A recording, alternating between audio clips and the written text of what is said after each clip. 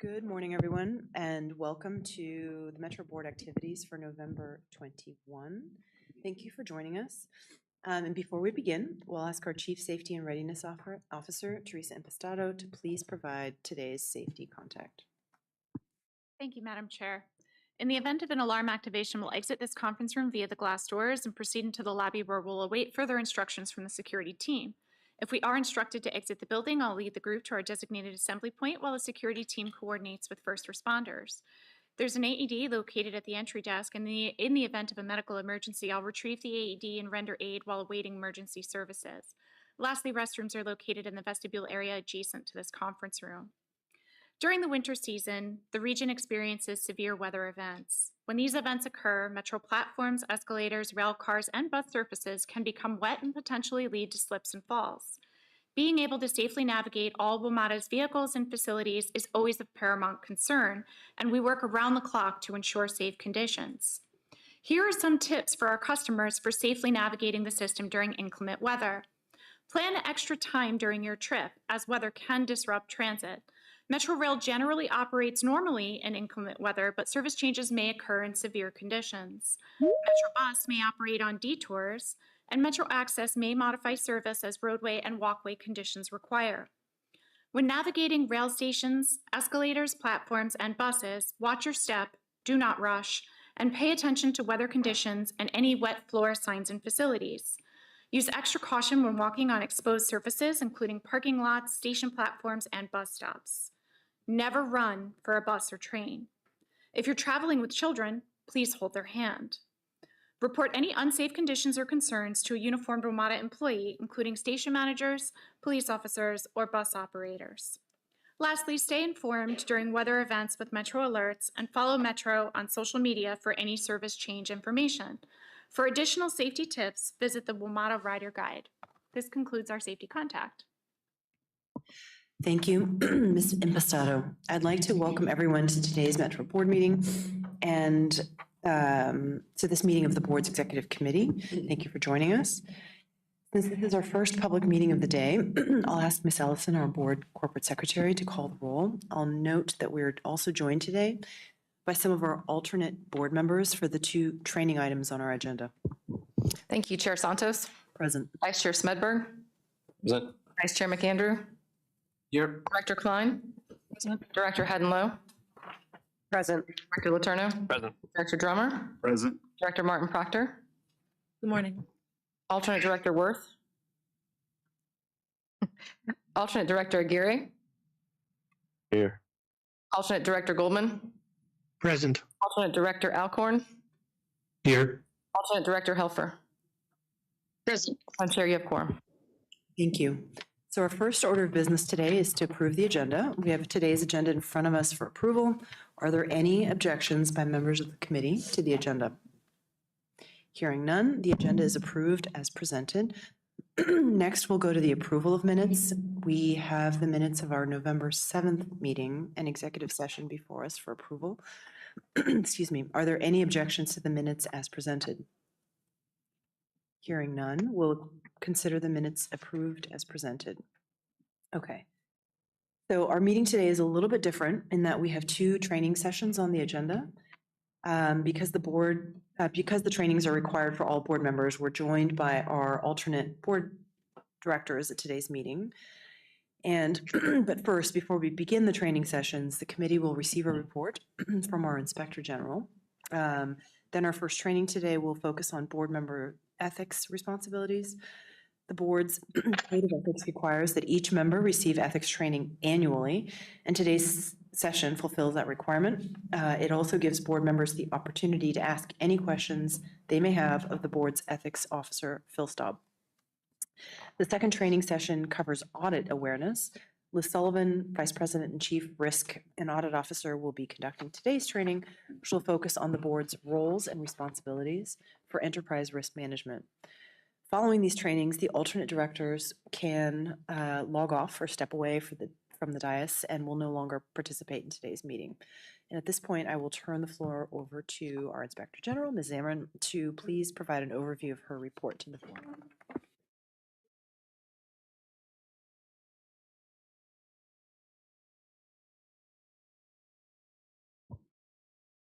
Good morning. Good morning, everyone. I am Michelle Zamarin, the Inspector General for the WMATA OIG. Today, I'm happy to say that we will be publishing our audit on contract modifications. This audit has 6 recommendations. I would like to thank the WMATA management for their assistance in preparing this audit and their cooperation. They have accepted all of our recommendations and are in the process of implementing work to address them. I'm happy to answer any questions. Thank you.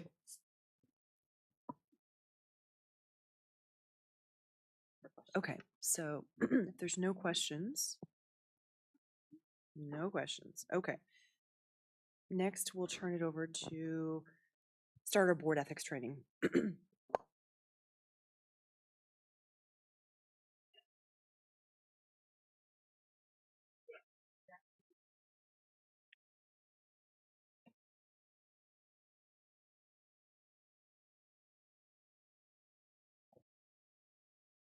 Good morning, Chair, members of the board. I'm Phil Staub, the Board Ethics Officer, and today I'll be presenting your annual ethics training. I'm happy to take questions throughout, but I'll also have some time at the end. First of all, How does our code of ethics apply to our strategic transformation plan? I would say that ethics supports all of our goals by promoting transparency, equity, and public trust. I'm going to start then with the board's fiduciary duties. I'm going to read some parts out of the Compact and Code of Ethics. WMATA is an instrumentality and agency of each of the signatory parties and a body, corporate and politic. As a result, the Code of Ethics provides that board members owe their fiduciary duties to both WMATA and to their jurisdiction.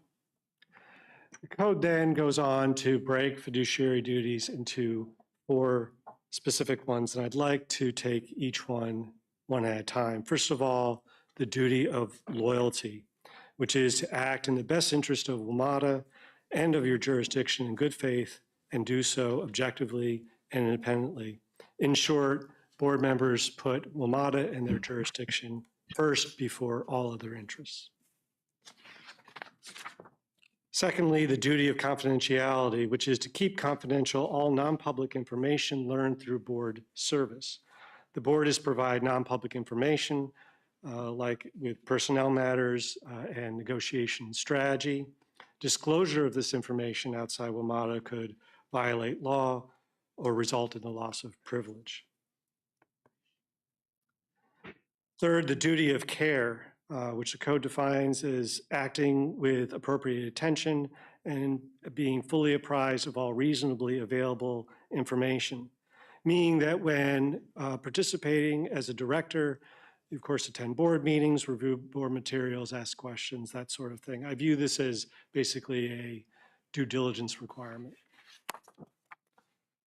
Fourth, and finally, duty to avoid conflicts of interest. Although I will delve into the Code of Ethics rules on conflicts, there is also this even broader definition to avoid any action that would diminish the public's confidence in the integrity of the board or WMATA.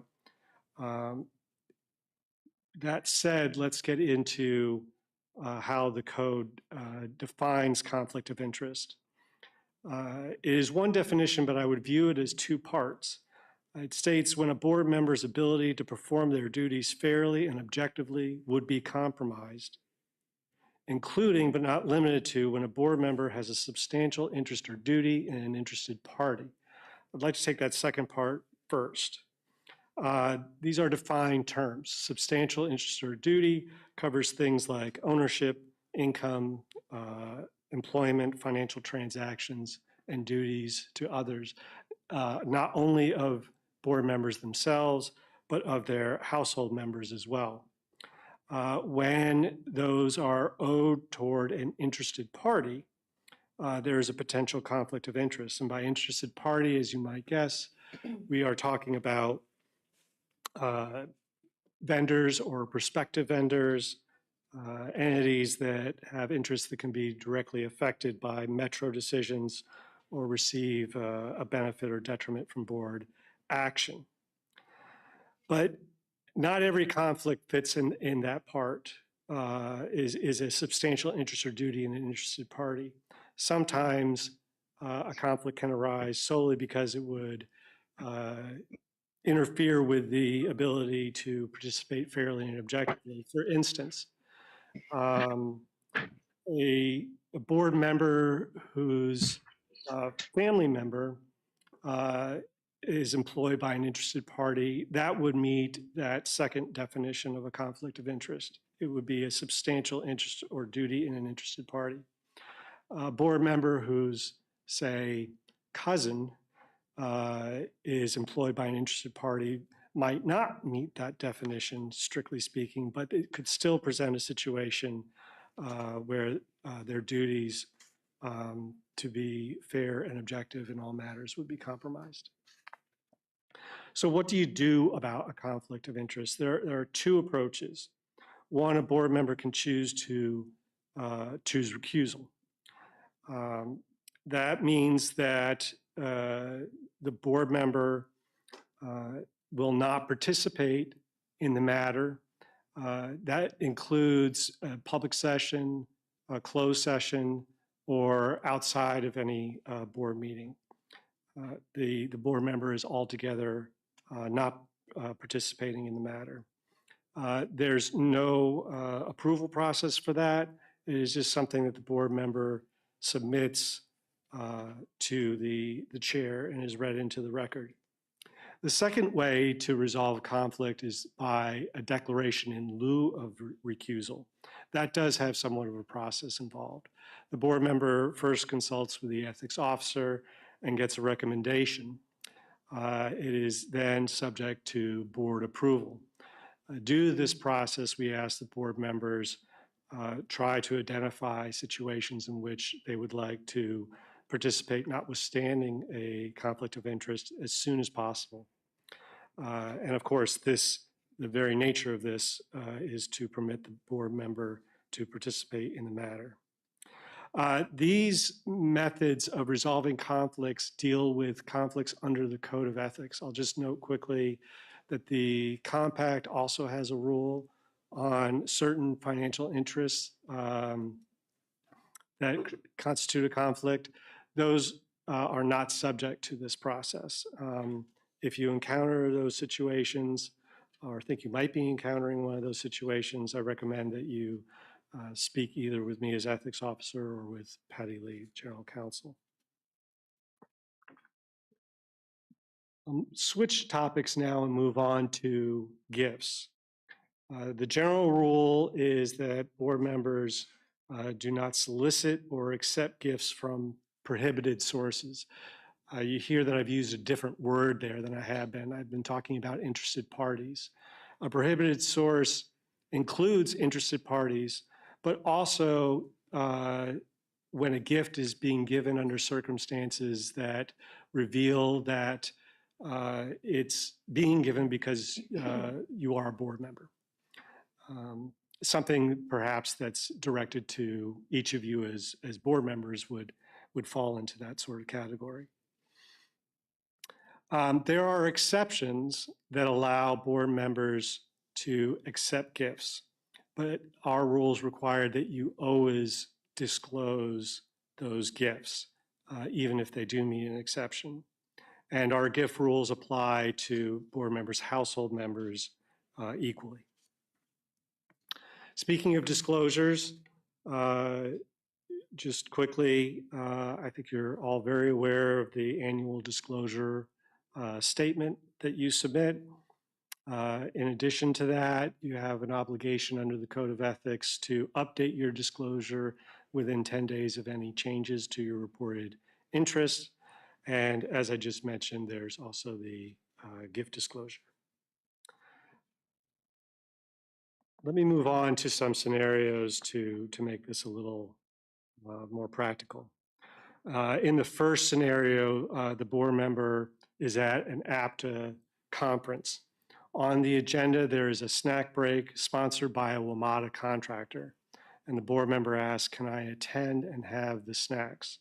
The answer is yes, provided you report the snack break. That might seem like something of very small value.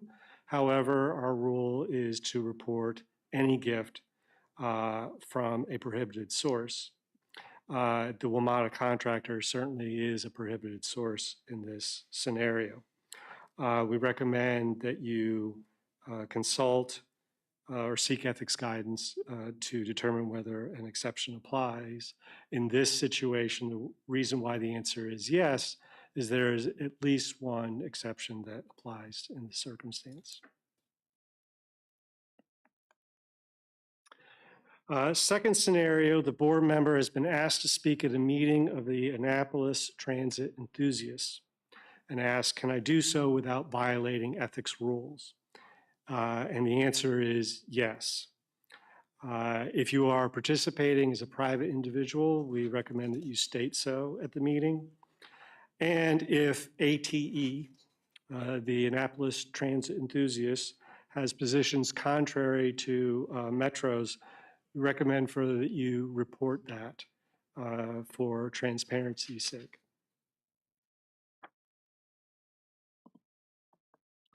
In the final scenario, the board member says, at the time I filed my disclosure, I reported that my spouse was a partner at an accounting firm. She has since struck out on her own. She's going into business for herself. Do I need to update my disclosure? The answer is yes. You should update your disclosure within 10 days of any change to your reported interests. In this case, we have several private interests, or as we say under the Board Code, substantial interests and duties involved. We have employment, business ownership, and perhaps also professional services to interested parties.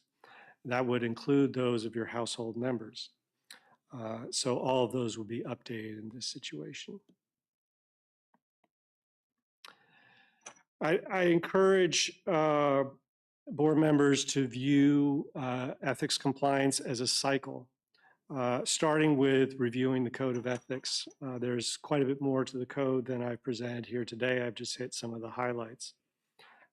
Please also seek guidance either from Ms. Lee or myself. We're more than happy to answer any questions you have, walk through scenarios.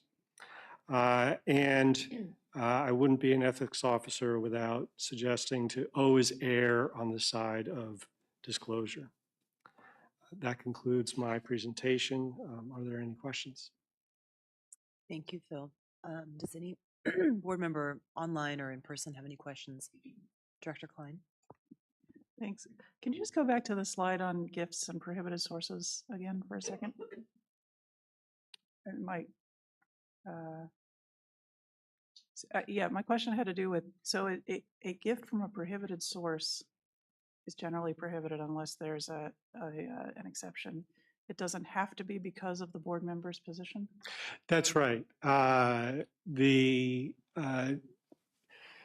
When I speak about gifts being given to board members because of their position, that makes it a gift that falls under this rule, whether the individual giving it is an interested party or not. So either whether it's being given by an interested party or being given due to the member's position, it should be treated as a gift under these rules.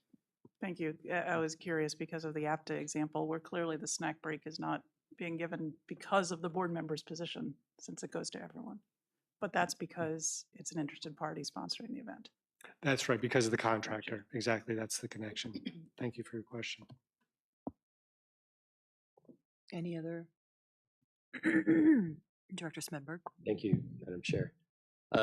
Phil, thank you for the presentation as always, but I just want to take this opportunity to say thank you for your service. You're going to be leaving us soon, and early on when I joined the board, we had a lot of activity and a lot of interesting times, and you were always extremely professional and very and take this as a matter of fact, even fair-minded, and it was just always really appreciated by me and others, at the time. And so I want to extend that appreciation to you and acknowledge you for all the work you've done here, and say thank you. Well, thank you very much. It's always been a pleasure to serve board members. And Sarah, I will never forget my first submission to Phil. I asked about an APTA meeting, going to an ice cream social, and I was told no. No. That's how strict he is. I just thought of it here. I should have brought you an ice cream scoop. The resemblance of any of these scenarios to actual living persons is purely coincidental. So what are you going to do? I hope to be doing many things. I don't feel I'm done with my work life. And there's quite a bit in terms of public service and volunteering I want to be doing. That's great. Thank you for asking. Thank you. Director Holfer? Bryna, can you hear us? I can. Can you hear me? Can you hear? Can you hear me? Thanks. Phil, thanks. You've been a great guide since my membership on the board. And congratulations. My question has to do with receptions that we would pay to go to. Does that still need to come through the ethics office if we, let's say an organization where there are other contractors, but we're paying our own way? Is that acceptable? In short, yes, it's acceptable. And I would still recommend providing some transparency through a disclosure on that, even though paying would take it out of the gift rule because you're no longer accepting something of value. The fact that it involves interested parties is something that is better to have a record of. So that's my general guidance to board members in that situation. Thank you. Anyone else online or in person? Okay. Hearing no further questions, thank you very much, Phil, for a helpful presentation. And we will now move to audit awareness training. Ms. Sullivan. Thank you, Madam Chair. Good morning, everyone. My name is Elizabeth Sullivan, and I am the Vice President, Chief Risk and Audit Officer with Metro Audit and Compliance. It's a pleasure to be here with the Executive Committee this morning, as well as all members of the board to go over our audit awareness training for the year. Just kind of connecting our topic to our North Star, Metro, your Metro, the way forward. As you think about the 4 goals and the 10 objectives of Metro's strategic plan, they really do rely on sound internal control as well as risk management practices to ensure that management objectives are met. Certainly, management has the primary responsibility for internal controls, as we all know, as well as risk management. However, and that responsibility comes at different complexities and different roles across the organization, but in fact, a collective responsibility. But there is an oversight responsibility for the board, and that is the focus of our conversation today, our training session today. So the agenda highlights the 2 focus areas. So before we begin our discussion, I think kind of foundational, we should mention that a strong internal control environment starts with an organization's tone at the top. That is something that comes from the board of directors as well as senior management. A clear understanding of internal control and risk management expectations provides the board with the tool it needs to perform its oversight responsibilities. Of course, it would also help the board hold management appropriately accountable for the effectiveness and internal controls as well as risk management. And when we're talking about risk management, we're talking about the controls used to mitigate risk, as well as other appropriate risk responses to ensure the risks are managed to an acceptable level. Managing risk, of course, is a strong part of internal controls. So before we dive into the details of our framework, which will be used to guide our discussion around board oversight responsibility, I wanted to just point to some things that were provided in your reading materials because they provide some context for our discussion. So we gave you the definition for internal controls in your reading materials. We gave you examples, what internal controls are, what they are not. We also spoke about those responsibilities for internal control well beyond the board's oversight responsibility. And one of the things we also discussed in your reading materials is that the value for internal controls is in that very fact that it is geared towards the accomplishment of objectives. So what we're saying here is that if we understand the business objectives that are laid out, and we know the risks that are the risks that could impede our ability to meet those objectives, then we can properly design controls that when placed in operation, properly placed in operation, we can get that reasonable assurance that our controls, our objectives will be met. So if I may direct your attention to our framework itself, I'll mention here that this internal control framework that would guide our discussion, COSO internal control framework, the integrated internal control framework. It was issued by the Committee of Sponsoring Organizations of the Trade Rate Commission, or COSO. It is a private sector initiative. It is very similar to some of the things that you might be familiar with, another type of framework, the internal control framework for the federal government, the Green Book. Some of you may be familiar with that. This control framework helps Metro to comply with the control expectations of things like the Uniform Guidance, 2 CFR Section 200, as well as the FTA Circular 5010.1F, both of which require expectations for internal controls. So let's get right into our framework. The framework itself, this COSO internal control framework, has 5 components, and they go as such: the control environment, risk assessment, control activities, information and communication, as well as monitoring activities. All 5 of these components provide us with guidance in terms of board oversight responsibility. So what we'll do is briefly go over each of these 5 components and see what they tell us about board oversight responsibility, starting with our first one, control environment. So control environment, first of all, real briefly about that, it is the foundation of all the other components of internal controls. It provides the discipline, the processes, and the structure that enables management, all of which is established by the board, of course, but certainly a management role as well. It allows and provides standards and structures set by the organization. It is also the basis for carrying out all other internal control activities throughout the organization. The board sets the tone at the top as well as expected standards of conduct.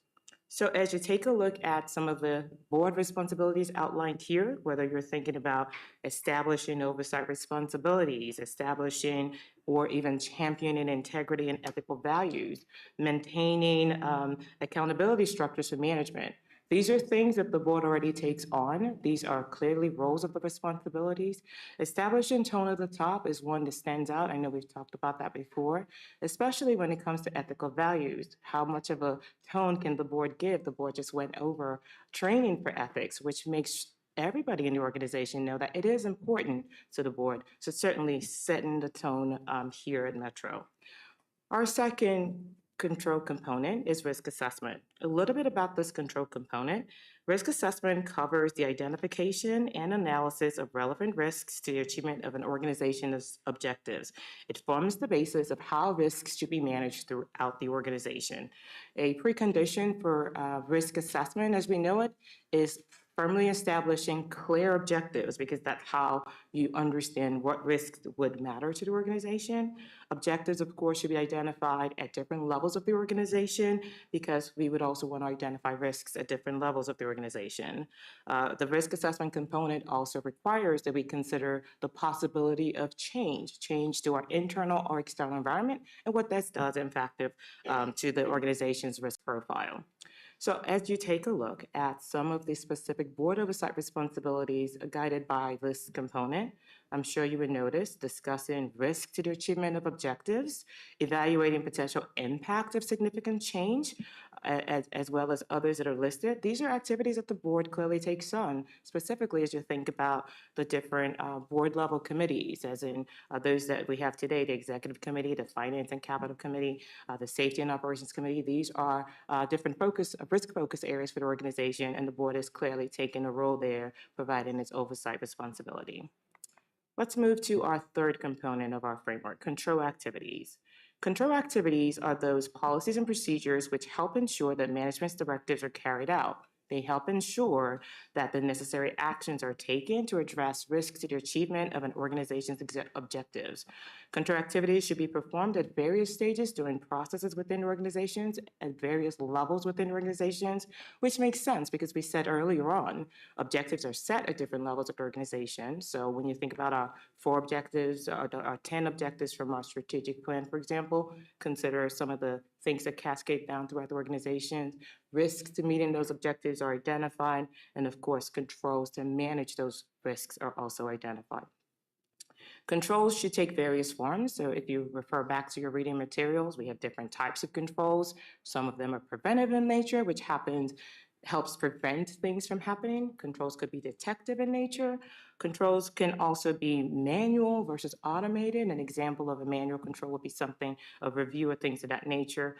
Controls, a good range of activities will constitute a good, strong control environment.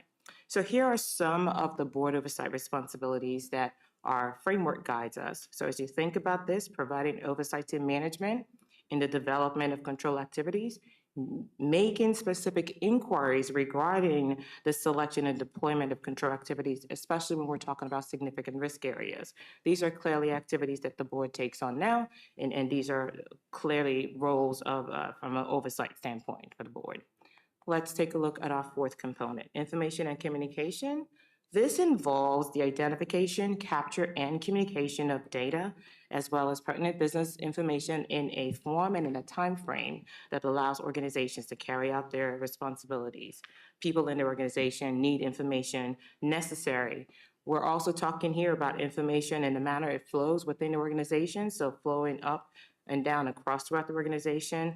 There is an expectation that people understand and receive a clear message in terms of from senior management. And this component also addresses external communication, so inbound and outbound communication necessary for an organization's business. Well, here are some of the board oversight responsibilities that our framework provides. So as you think about examples like communicating the tone at the top, obtaining and analyzing information related to the achievement of objectives, or reviewing disclosure or allowing for addressing upward communication with the board. These are all board roles, oversight role and responsibility is guided by our framework. Looking at our fifth and final component, monitoring activities. Well, monitoring activities help ensure that internal controls continue to operate effectively and involves assessments that are either done separate or part of the process, and as well as in a suitable time frame. This component requires ongoing and separate evaluations as mentioned. It's also the scope and the complexity of any review asked by the board or that should be part of a control environment would vary, and of course it would be aligned to the risk of the organization. This component does require that findings are reviewed, so corrective actions to come out of audits and reviews are things that should be reviewed by the board, understood by the board, especially when they represent a significant concern for the organization. And as you look at the board oversight responsibilities outlined here for the board when it comes to monitoring activities, I'm sure you would agree, especially with the executive committee being very familiar with the information and processes that come out of the audit and compliance team, as well as Metro's Office of Inspector General. Clearly roles that the board undertakes and now. So I'd like to direct your attention to just the second part of our training, which is risk management. So we can't really talk about oversight responsibilities for controls without talking about risk management, because controls are put in place to manage risk. So there's a clear relationship there. One of the things that we'll say here, and I think you can all appreciate, is that every entity, every organization, whether it's for-profit or not-for-profit government or agencies, we all exist to provide value to our stakeholders. And of course, that there is also risk faced when we attempt to pursue this value and deliver it to our stakeholders. So for us here at Metro, the value is our mission to connect people to possibilities safely and reliably and in an equitable and affordable manner. That is what we aim for. So that is the value we bring to the table. The definition of risk is also that uncertainty that exists as we aim to deliver this value. So like most organizations today, we operate in an increasingly complex and regulated environment that requires strong corporate governance, sound business practices, and of course, risk management is a really strong component of that. So let's move on here to just a real quick topic, our Enterprise Risk Management Program. We provided information about this in your reading materials just because of our acknowledgement of our risk responsibility, which is the primary role of management. We have an Enterprise Risk Management Program that establishes the standards, the processes, and the accountability structure, which allows us to consistently, as part of managing the business, identify, assess, respond to, as well as monitor significant risks across Metro. I'd be happy to talk more about this if you have questions about Metro's Enterprise Risk Management Program. So let's talk now about the risk management responsibilities specific to the board. So we've talked about the relationship between risks and controls. Clearly, the responsibilities will overlap here, but the board has a general oversight responsibility for risk management. This, of course, again, includes assessing the appropriateness of an entity's strategy, as well as alignment to its mission, its vision, its core values, as well as the related risks to accomplishing its objectives. As part of this oversight role, the board is encouraged The board should encourage management to think about risk inherent to its business, especially when you think about the goals that are defined, ensuring that there's an alignment there. The board should ensure that management is thinking about risk in terms of performance. One thing that we should all appreciate too is that at every risk-taking level within the organization, there's a resulting level of performance. The key, though, is finding that right balance between expected performance and the amount of risk an organization is willing to take. So more specifically about oversight responsibility, as noted on our screen, the board should oversee management's assessment of risks to the achievement of objectives. The board should review, approve, and challenge and concur when appropriate with management on the proposed strategy and the risk appetite. So the board should discuss and understand the organization's risk appetite and consider whether it aligns with its expectations. Risk appetite, again, is defined in your read material, is the type and amount of risk an organization is willing to accept in pursuit of its objectives. Another responsibility of the board, consider internal and external factors that may pose a significant risk to the achievement of objectives and ensure that management is also aware of this, speaking about it, and is also prepared to address it. Those are things that the board can challenge management about. The board should review and understand the most significant risks, including emerging risks. We should note here that emerging risk is just as important as known risk, because sometimes the risk you expect is not the one that manifests itself. So we need to consider emerging risk given the changes that occur in our external environment as well. All right. So as we spoke about, and as we wrap up our session today, as we spoke about board's responsibilities for risk, we should just want to acknowledge as well that Metro management also acknowledges its primary role when it comes to risk. We've compiled risks that we watch on a routine basis, as well as those that are being discussed with our peers, our transit peers, in terms of risks that are common and are collectively being watched as part of our primary responsibility to manage risk. So I'll just end our session with just a few summary things. Managing risk and internal control is an important part of any successful organization. The board has an oversight responsibility for managing internal controls and risk. Metro management has the primary responsibility and takes that responsibility seriously.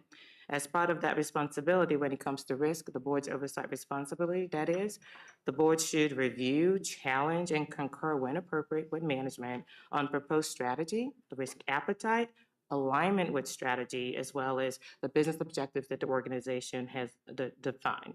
The board should evaluate the impact of change and ensure that management is doing exactly the same. Management has this primary responsibility, and the board should ensure that it's getting information needed to perform its oversight responsibilities from management. Communication is key to an effective risk management process. And again, very important to the success of any organization is the sound internal control and risk management practices. So, Madam Chair, this concludes our training session today. I'll be happy to answer any questions from the board at this time. Thank you, Ms. Sullivan. And I will also note that we, the board, have specifically asked for updates from the general manager and senior team on a few items that are of priority to us, including digital disruption. I know we're expecting an update sometime in one of the upcoming meetings. Also, we're focused on supply chain and outsourcing or procurement, and obviously financial liquidity. In fact, we're discussing the board is very focused on those items in particular. But I want to open up to any questions from other board members or comments on Ms. Sullivan's presentation. Mr. Drummer. Sure. Thank you for this outstanding presentation. On this particular slide, under the Metro Risk Watch, Human Capital and DEI, can you explain the risk associated with the DEI piece of this? Thank you for that question. So one of the things that we think about, again, is the organization's mission, our goals, and our objectives tied to those goals. We think about risks that are important to us. We do have an objective associated with diversity and inclusion. So for us, we identify in more specific terms the possibility of achieving that in terms of a risk statement that we manage routinely to ensure that there are activities that are specifically geared towards accomplishing that objective. So we're not suggesting that we have the issue. That possibility of not meeting that very clearly defined goal is what we state as a risk. So for us, we watch that and monitor that across multiple spaces. So one thing that we do, for example, in our world, we would look at our ability to provide human resources, training, things that are support inclusion activities across the organization. So we would routinely manage that. Thank you. Director Lowe? Every year when we do this training, it's just a sobering reminder of how important this job is and just how serious all this is. I appreciate the reminder. We're talking a little bit in the DMV moves process about a lot of this stuff, and I think it's good that that a wider group than just WMATA board appointees are involved in some of these conversations. Like, obviously about the funding piece, but I've brought up a couple times there the policies, procedures, and compliance piece. And I think that there are real opportunities there to reduce risk and make WMATA easier to manage. So, that's like, this is mostly just sobering, but there are also some small pieces of this that I feel optimistic about. Thank you, Director Lowe. Perhaps adding on that a little bit, I just wanted to commend you, Ms. Sullivan, and your team, because since joining the board, it has been one of the areas that I've been impressed about is the presentations, the quite detailed presentations you've given to us multiple times around risk and what is being done to manage the various risks. In that vein, wanted to invite you to just explain, for those of us who weren't on the board 5 or 10 years ago, because there's been quite a bit of work that's been done in the last several years to improve the frameworks internally, the systems in particular that are in place to support the board and senior management in managing these risks. And if you could just comment on that, please. Thank you, Madam Chair. Let me just move to this screen right here that can help us with that. So with an enterprise risk management program, what's been helpful here is it allows us that consciousness, that proactive sense of managing risk is part of managing the business. And that's what we've been trying to facilitate as part of our role here at Audit and Compliance. So we have a process in place that allows us to formally assess risk at least annually, as well as needed in terms of considering significant change to organization. It's an iterative process. It allows us to consider risk at different levels of the organization. So we have an enterprise level risk consideration where we look at our most significant, most pervasive risks. That's where some of our risk watch information comes up. We look at those that have a more pervasive impact for the organization. We also look at process level risk, which is basically a collection of risks across business processes. So we have very defined standard business processes, but what makes Metro work across these 6 functional areas that you take a look at, just again, routinely: safety and security, transit support services, business support services, financial management, technology. So each organization across Metro, those reported to the senior executive team, all have what we call a risk profile. That's what we do in identifying risks based on the business processes they participate in. So an example of a business process is asset management. So there's a place where that's initiated, processed. There's also approvals, things that happen all the way to recording and reporting on that asset. There's a business cycle somewhere across that. Different departments participate routinely. For those departments, we help them understand their responsibility tied to Metro's goals and objectives and why they exist as part of Metro. Identify those risks, and those become routinely part of their risk profile to manage. The question then is, what are the controls in place as part of their normal process to manage that? And when those controls are set out, how are they designed and how are they put in place? So this is an activity that happens routinely as part of what we offer as a service to the organization. And then we look at special focus areas, which could be topical or episodic. So this allows us to take a look at risk across multiple lenses. So if there's an event, for example, we can divert quickly to that and take a look at it. Or we could take a topic like fraud risk, which is one thing that we're taking a look at right now. Where are the spaces across the organization where fraud could occur? We don't want to wait and have a fraud event. We want to be able to understand areas within our processes that are susceptible to fraud. Speaking about Fraud Week, this week is actually Fraud Week for most people.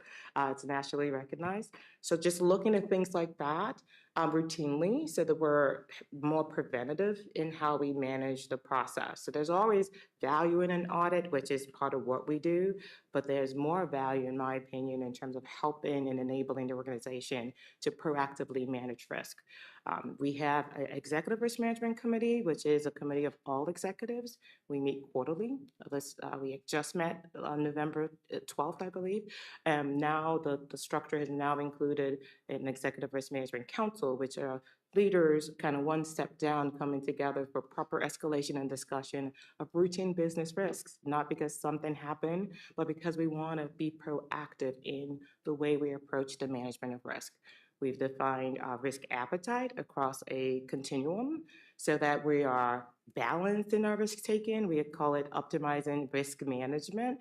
We have a risk appetite that says across these 7 categories of risks, we understand how much risk we're willing to take in pursuit of our objectives given that related risk category. And our jobs is now to ensure that we are managing those risks to the acceptable levels defined across those 7 categories, which allows us to balance. We're not overly risk adverse or overly risk eager in certain areas. We're balanced in terms of our risk taking. So those are some of the improvements that we've come to now recently in our enterprise risk management program over the last few years. Thanks, Ms. Sullivan. So just to repeat back what I'm hearing, the themes, which is it sounds like a shift in the last 5 years, and please correct me if I'm oversimplifying this, a shift from towards being more proactive and not just reactive, updating of systems and controls to facilitate more efficacious decision-making by senior team and the board. And lastly, I think the development of the strategic transformation plan articulates specific metrics so that there is a unified, there's clarity about what are the standards for decision making, if I'm summarizing what I think you're saying. That is absolutely right. So we've aligned all of our decision making to our sense of risk taking as well. Thank you. And I think Director Goldman may have a question. Yes, thank you, Madam Chair. Thank you again, Ms. Sullivan, for your presentation today. Let's just take advantage of your expertise while you're before us today. And I'm wondering if you could just identify for the board members what, in your opinion, are the 3 biggest risks that WMATA faces at this time as we look forward from a date in November 2024. Thank you, Director Goldman, for that question. That's always top of mind for us. We're always thinking about, in terms of the top 10 risks, we are always looking at what we call our risk watch. So for us, we are looking, again, aligned to our strategic goals and understanding Metro's mission. We're looking at those risks that we outline here in terms of our risk watch. So not necessarily in any particular order, but if you were to look at the top 3 there, those could be indicative of some of the things that we're considering as some of our most significant risks, the things that keep us up, again, not because something's wrong, because there are things that we want to manage routinely because we believe that they have a pervasive impact on our ability to deliver on the mission. So are you saying that you view cybersecurity, human capital, and digital disruption as the 3 biggest risks that WMATA faces? So we're looking at them collectively, but all of these are of concern to us. All right, but if you're sort of trying to give some direction to the board members, what would you tell us as board members that we should be concerned with? Okay, so let me offer this to you this way. When we think about risks that are important to organizations globally, cybersecurity and risk and human capital rise to the very top. And I'm saying that from information that I can offer to the board and from a take-home reading. Also in North America, very similarly, those 2 rise to the top. And very specifically with our transit peers, you would see more recently, actually this week, we met with APTA's Committee of Audit Professionals on Tuesday, and we discussed more specifically, and the risks to the left of the screen are the ones that we're determining now are the most significant for transit collectively. So again, cybersecurity and human capital seems to be on top of that list. And of course, on our risk watch, we also view cybersecurity to be our second top risk, and human capital risk is also on that list as well. So just if that, hopefully that answers your question. One of the things we try to look at is internally first, but then we look at our business contacts and our peers to see if we're thinking something's a risk, does that look like what our peers are also thinking about? And for the last few years, we've been tracking with similar thoughts and looking at the right resources to support our general conclusion of where our, our concerns are, or where our focus rather should be. Thank you. That's helpful. Thank you. Appreciate that. Thanks, Director Goldman and Ms. Sullivan. And I will also note that, to your point, on the left side of the slide is more of a comparable in terms of the United States, it sounds like, and to the right is specific to WMATA, right? And I will, to my earlier comment, that in fact the top 4 areas are areas where the board is focused and has asked for deeper dives from management. So this is consistent with the direction the board has been going. Any other questions or comments from fellow board members? Thank you. Hearing none, thank you, Ms. Sullivan. Thank you, Mr. Staub. With no further business to come before the committee, we stand adjourned. Thank you for joining us. We'll take just a moment for our alternate directors. Thank you so much for taking time to join us, to drop off, and then I will turn the floor over to Mr. Director Letourneau to begin the Finance and Capital Committee meeting. Do we want a 1-minute break, or do you want to roll straight in? I'm ready to go. Okay, go ahead. Okay, there is a request for a 2-minute bathroom break. We'll come right back.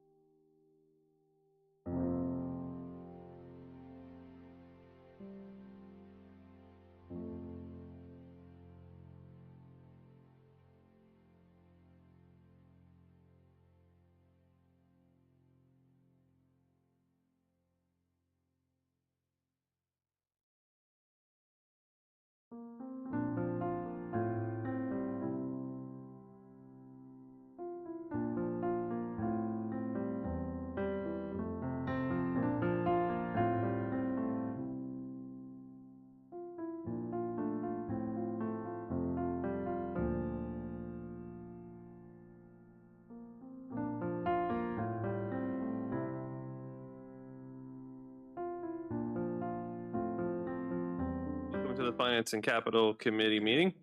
Our first order of business is to approve the agenda. I'd like to move approval of the agenda as presented. Are there any objections by members of the committee to the agenda? Hearing none, the agenda is approved as presented. Now to the approval of the minutes. We have minutes of our November 7th meeting before us for approval. Are there any objections to the minutes as presented? Hearing none, we'll consider the minutes approved as presented. We have two fairly weighty items on today's agenda. A look at our financial performance for the first quarter of the current fiscal year. And then today we're really starting our in-depth work on the 26 operating budget. This meeting will be a preview for everybody. We can get an idea of the concepts that management is preparing to bring toward us. And then we expect the general manager's formal budget presentation at our next meeting in December. So why don't we go ahead and get started with the first quarter. Thank you, Mr. Chair. Morning. Good morning, everyone. Good morning, Mr. Chair, members of the board. My name is Yetunde Olumide, Chief Financial Officer and Executive Vice President. Today, I'll start with presenting the FY25 Q1 operating financial results.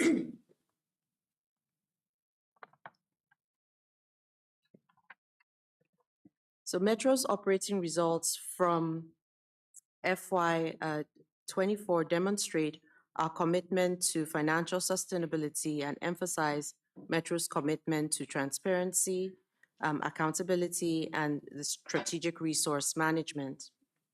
The positive results demonstrate good financial stewardship and advances our strategic transformation plan objectives of both financial sustainability and service excellence, as well as underlines Metro's commitment to financial sustainability and service continuity.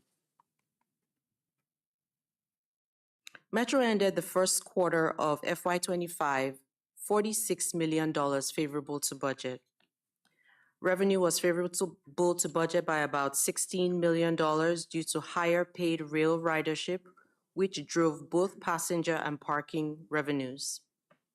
Expenses were favorable to budget by about $30 million due to favorability in salaries and wages, materials, fuel, and professional services. Salaries and wages contributed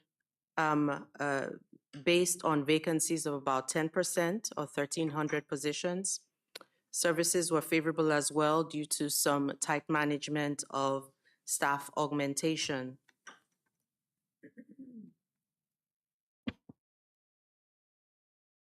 Metro continues to show sustained year-over-year ridership growth on both rail and bus, with 7% ridership growth on rail and 12% ridership growth on Metro bus. Metro Access ridership has fallen relative to previous years. Increases in paid rail ridership are driving revenue growth. Metro rail revenue was 33% higher year over year. Metro finished modernization of fare gates at all 98 Metro rail stations. As of November 18th, fare box replacements have completed on about 1,500 buses, with about 75 remaining. Fare evasion on Metro bus is approximately 75% year to date, versus a prior year of 72%. The federal government's Office of Management and Budget reported in August on 24 agencies' telework plans and policies. This report confirms that policies regarding return to work remain decentralized, and that's up to each agency, with no firm mandate on the number of days employees must be in the office. For the 24 agencies, most telework plans range from 2 days in the office per pay period to about 8 days in the office per pay period for eligible positions. Changes in federal telework policies may significantly impact revenue projections.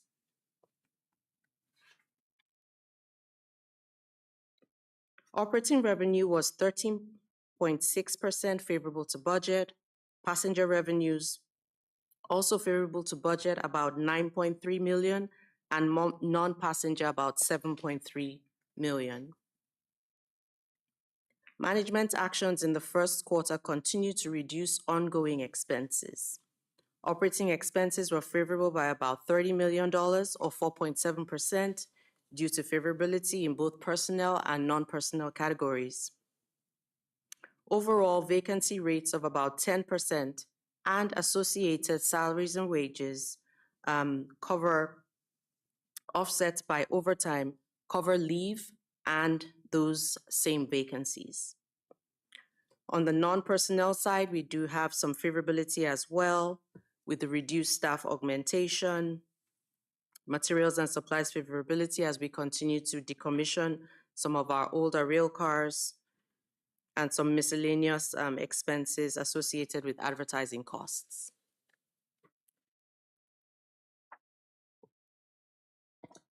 Staff will continue to track and manage ridership, revenue, and expenses as we continue to develop the GMCEO FY26 proposed budget. We will incorporate these positive trends into ridership and expense assumptions. So that concludes the first part of this presentation. Happy to take any questions from the board at this time. Thank you very much. All right, well, good news on rail, both ridership, revenue, also some internal savings going on. I'm not going to beat the dead horse on bus fare evasion. We've been talking about that. I know that there's some things underway there that will hopefully help address that. Any questions from members of the committee or the board on this? Okay, seeing none, why don't we roll into the next item, which is the look ahead at the 26 budget. Yes, sir. All right, continuing on with this presentation, Tom and I will walk through the FY26 budget discussion, and we'll come back with more information in the December time period, but this would be our first preview. So Metro's FY26 budget preview, here we go, okay, aligns with our commitment to good financial stewardship, which comprehensively supports our strategic transformation plan objectives of service excellence, talented teams, regional opportunity and partnership, and sustainability.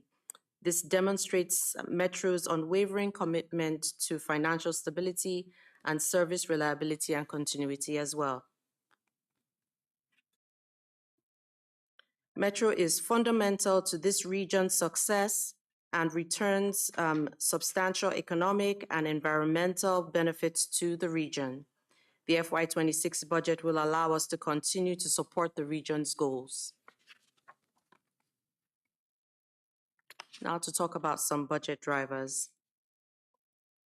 As staff develops the FY26 budget, we continue to refine assumptions for key drivers of the FY26 budget, including ridership, inflation, and funding.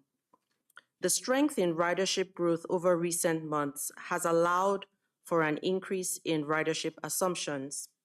Metro ended FY24 above budget with 242 million riders. While ridership growth remains tied to office telework policies, FY25 ridership to date continues to trend above budget.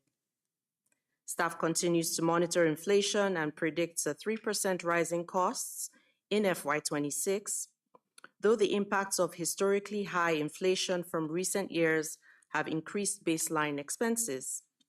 The new collective bargaining agreement with Local 689 Union will minimize the impact from future inflationary spikes.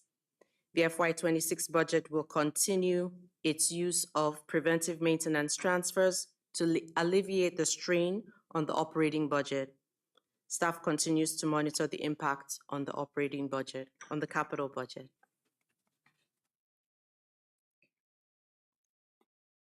Revenue in FY26 budget is driven by passenger and non-passenger sources. On the passenger revenue, staff continues to monitor office telework policies and the impact on ridership. Based on ridership through Q1, we have revised our ridership estimates since our previous presentation to the board. Additionally, the installation of taller and stronger fare gates and enforcement by Metro Transit Police has helped to reduce fare evasion on rail, further boosting our passenger revenues. strong increases in paid rail ridership are also driving growth in passenger revenues. The FY26 budget preview does not reflect a fare increase in FY26, as all fares are currently expected to remain at FY25 levels. On non-passenger revenue sources, such as parking, real estate development, advertising, and infrastructure contracts, will also play a significant role in the FY26 budget. Parking revenue is anticipated to continue to grow as more riders return to offices and other activities. Real estate development initiatives, particularly those related to joint development projects, are expected to generate additional revenues. And advertising revenues is projected to remain stable, supported by a new contract that provides an annual guarantee and revenue share. While infrastructure contracts such as fiber optic contracts will continue to be extended and maintained.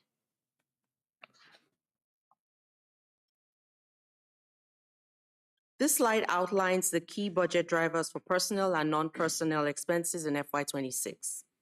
Personnel costs reflects the recent CBA with Local 689, which includes general wage increases and limits overtime hours for bus and rail operators because of industry safety standards. As mentioned earlier, the new CBA will also lessen the volatility from future inflationary spikes. Upcoming CBA negotiations with other unions may also impact personnel costs. Non-personnel expenses such as energy costs are impacted by inflation. Paratransit services are also a significant driver.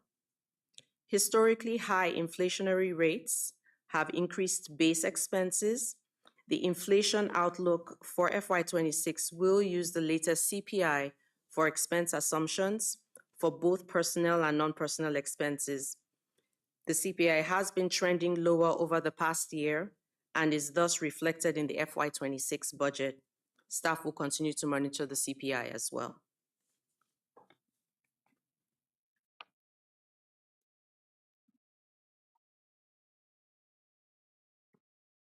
As we've noted in previous presentations to the board, ridership growth remained strong through the second half of FY24. Total ridership for FY24 was 21% higher than FY23. This growth has continued into FY25, with ridership exceeding budget for the first quarter of FY25. Based on this strength, we have revised our ridership estimates for FY25 and beyond. We currently project to end FY25 with a ridership of 255 million, above our original FY25 budget for ridership of 227 million riders.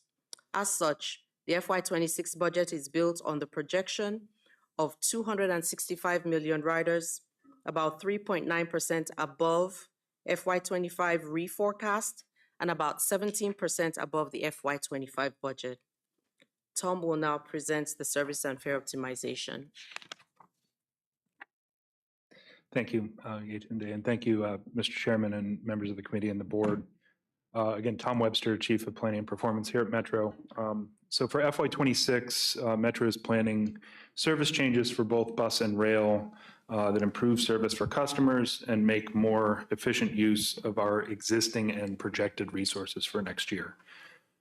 These service changes for both bus and rail are expected to support growing ridership and projected capacity needs within the projected funding available for FY26. For Metro Bus, the General Manager's proposed budget for next year will include implementation of the 2025 Better Bus Network, that resource-neutral transformation of bus service in the region to grow ridership and improve the efficiency of the overall bus network. For Metro Rail, this morning we will review some of the service improvement concepts that may be included in the proposed budget next month, including several service improvements focused on increasing capacity during peak ridership times and adjusting service patterns to better align with customer volumes. And as Yetunde mentioned, no fare increases are anticipated to be proposed in FY26 following last year's or this year's fare increase that aligned fares with inflationary growth. As you know, we're seeing sustained growth across the Metro Rail system in ridership. Rail ridership grew 27% from FY23 to FY24, and that growth has continued through the first 4.5 months of FY25, as Yetunde just went through. We expect that growth to continue. We're also seeing sustained peak period growth year over year, to the point where we are anticipating the need for additional capacity in parts of the system. And just for a reference point, average peak hour ridership during the middle of the week, Tuesday, Wednesday, Thursday, in October of 2024, were up double digits from the previous year. So 11% in the AM peak and 13% in the PM peak. And this is That was October? October, yes. Growth rates in the peak periods are slightly higher than the growth rates in other times of day during the week. And from an operational outlook standpoint, we now have the 7000 series fleet fully available for service to optimize service in the near term. And of course, this is important because our previously designed rail service plans took into account the constraints of the 7000 series fleet availability. But we're still overall constrained by the total size of the Metro Rail fleet. So service changes beyond what are described here in these 26 concepts will require additional cars above Metro Rail's current fleet. And of course, there remains uncertainty about future ridership growth, and there's a wide range of potential outcomes here. But given the trends, these concepts were developed in anticipation of what might happen. Metro's return to automatic train operations and design speeds present several opportunities. These systems are safer, faster, and more reliable. And importantly, they also make Metro's operation more efficient. Under automation, trains arrive at stations and open doors more quickly and consistently. Trains depart stations more quickly and consistently, and travel time between some stations is faster. By speeding up trains on each of the lines, we can operate the same service frequency with fewer trains. So for example, under manual operation, the Red Line scheduled service is about 70 minutes from end to end, so from Shady Grove to Glenmont, and requires 31 trains in service during the peak hours of the day. With automated operation, we expect that travel time will drop to 66 minutes and require 29 trains, 2 fewer trains, to operate the same frequency, the same headway during that peak period. We also expect that faster, smoother, more reliable service will attract customers, driving ridership and revenue growth. And these resource savings can be invested in other service improvements that add capacity to meet growing ridership. So for FY26, we estimate the net budget impact of return to automate or of rail automation to be about a net impact of about $7 million. Metro's system design, as we discussed earlier, the locations of junctions and pocket tracks limit the potential combinations of service patterns Metro can provide and offer. This diagram shows the number of trains per hour leaving each terminal in peak service and how that capacity combines in the center of the system to provide a higher level of frequency. Metro's original system concept was to use the interline service, so where lines share the same tracks, to provide additional capacity and service frequency to support higher volumes of customers traveling to and through those locations. Metro's trunk lines also see much higher ridership than the system's branches. More customers use Metro's central shared lines than all of the system's branches. This chart summarizes the average weekday ridership by segment of the system and also shows the combined train frequency on each segment. So for example, the red line between Grosvenor and Silver Spring has the highest ridership of any segment, and trains run every 5 minutes on during peak hours on that segment. This is a lower frequency than the other two major core trunk lines, so the blue, orange, silver, and the yellow, green, which have combined service frequencies of 3 to 4 minutes. Metro's infrastructure provides limited opportunities to concentrate service in the center or the core through the use of pocket tracks. The location of this infrastructure also matters. It enables us to change rail service patterns, but doesn't always align with where customers are using the system in higher volumes.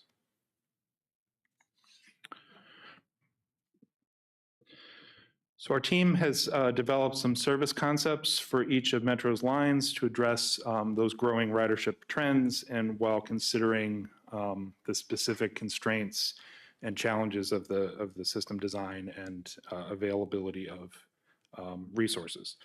On the red line, again, we're seeing increased rush hour ridership and projected crowding in both directions in the AM and PM. On the blue, orange, and silver lines, we're also seeing growing ridership in the peak direction, traveling to the east from Virginia in the morning and west from DC in the afternoon. On the green and yellow lines, we are seeing sustained and growing ridership at all hours. And across the entire system, growing ridership is going to require some additional capacity. And there's also an opportunity to evaluate the availability of service and the hours of service on the weekends. On the red line, the goal of the concept is to provide sufficient peak hour capacity to support growing ridership in both directions. So this service concept combines an increase in the number of 8-car trains in service with additional super peak service during the busiest times of the day. These additional trains would be integrated into our service schedule to ensure even spacing between trains and efficiency, and would operate for a shorter period than the scheduled full peak period. The scheduling approach enables additional service capacity to be targeted at the peak time when the most people are there in peak locations, but at a lower cost than increasing service for the whole peak period for the whole line. For example, customers on the red line could then see trains every 4 to 5 minutes during that super peak time period rather than the base 5-minute service level. We estimate that the net budget impact of this is small. It's about $500,000 for FY26. The blue, orange, silver lines, as I mentioned, also have growing peak period crowding issues, eastbound in the morning and westbound in the afternoon. 2 extra trains between Wheelie and Stadium can be added between already scheduled service to provide some additional capacity during those peak travel times and directions. These trips, again, would take place during the peak hour of the peak period. And again, a relatively small budget impact of about a net budget impact of about $500,000 for next year. There's another opportunity with service on the blue, orange, and silver lines, and it's to consider the structural imbalance between east and west. The combined lines have 3 western terminals, so at Franconia, Springfield, Vienna, and Ashburn, but only 2 terminals on the eastern side of the system at New Carrollton and downtown Largo.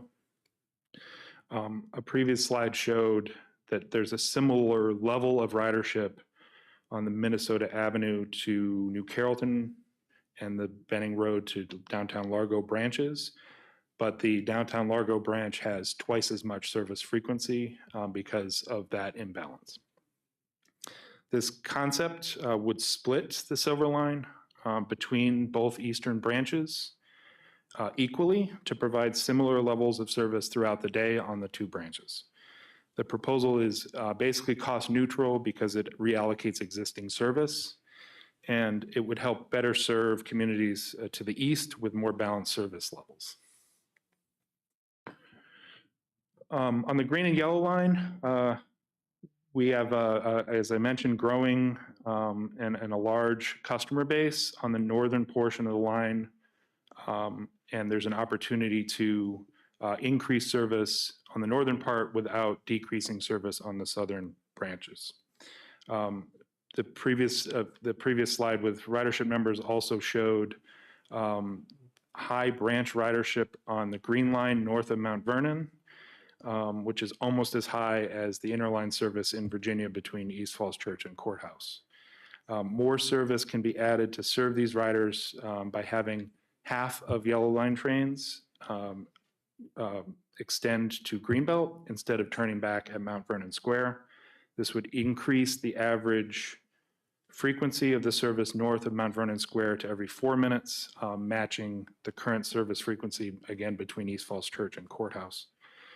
We estimate that the net budget impact of this in FY26 is $6 million. And then system-wide, one additional opportunity is to increase our rail hours of operation by adding an extra hour of service on weekend mornings, opening the rail system at 6 rather than 7 a.m. And as the board has discussed, opening an hour earlier can increase access to destinations for customers, access to jobs, access to airports to catch morning flights. And that will all be easier with an additional hour of service. Importantly, this not only benefits customers who would ride in that earlier hour when the system is open, but it benefits existing customers during the 7 to 8 a.m. period. As service ramps up today during that period, it would ramp up between 6 and 7 and be at a higher level of frequency between 7 and 8. So broad benefits there.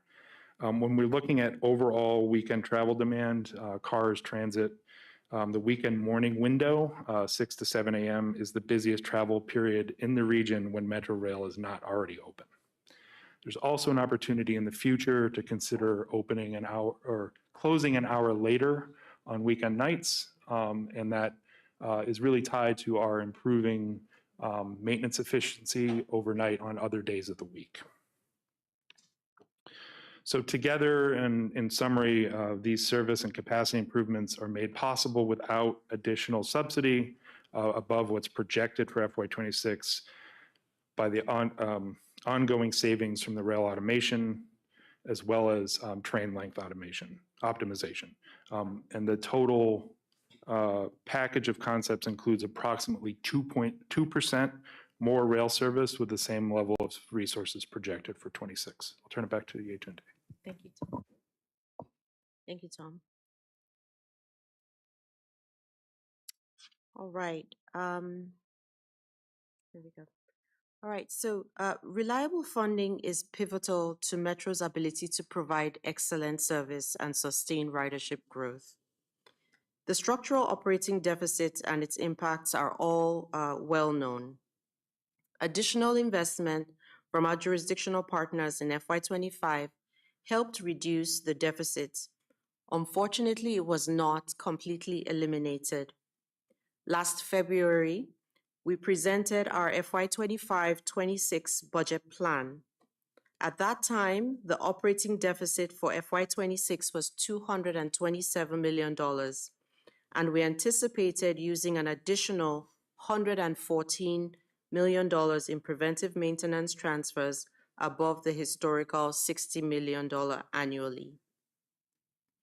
When we began budget development this fall, the initial FY26 operating budget deficit was $217 million.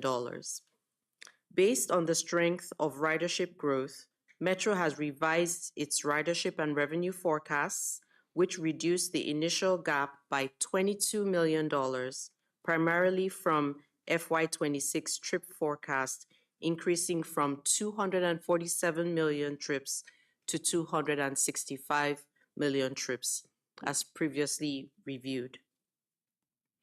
Based on our revised revenue projections, the FY26 budget currently has a gap of $195 million. With the additional jurisdictional subsidy of $95 million shown, in the FY 25-26 business plan, we can reduce that gap to $100 million. The FY 26 budget applies a one-time savings of $28 million to the gap, leaving an additional $72 million of preventive maintenance transfers above the historical $60 million. So while we previously anticipated the use of $174 million in totality for preventive maintenance, that has now reduced to $132 million based on these new ridership projections. Gross expenses in the FY 26 budget before preventive maintenance transfers are expected to increase by 3% over FY 25. Based on strong ridership growth, revenue is projected to increase by 9% to total $534 million in FY 26. After applying the $28 million in prior year one-time savings, the additional $72 million in preventive maintenance transfers, the total jurisdictional subsidy is $1.9 billion before debt service in FY 26. This includes the aforementioned $95 million above the 3% subsidy increase. This $1.9 billion excludes bus service, both planned and future, in reimbursable agreements.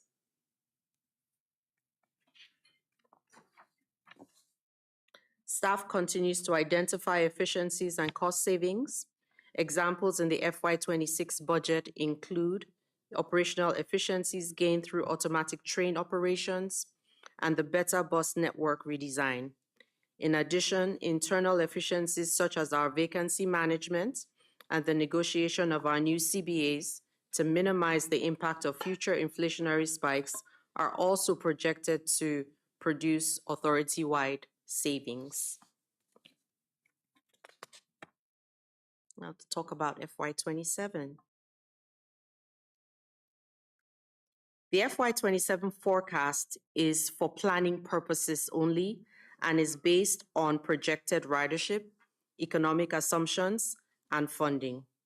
This forecast is developed assuming growth rates as shown on the slide.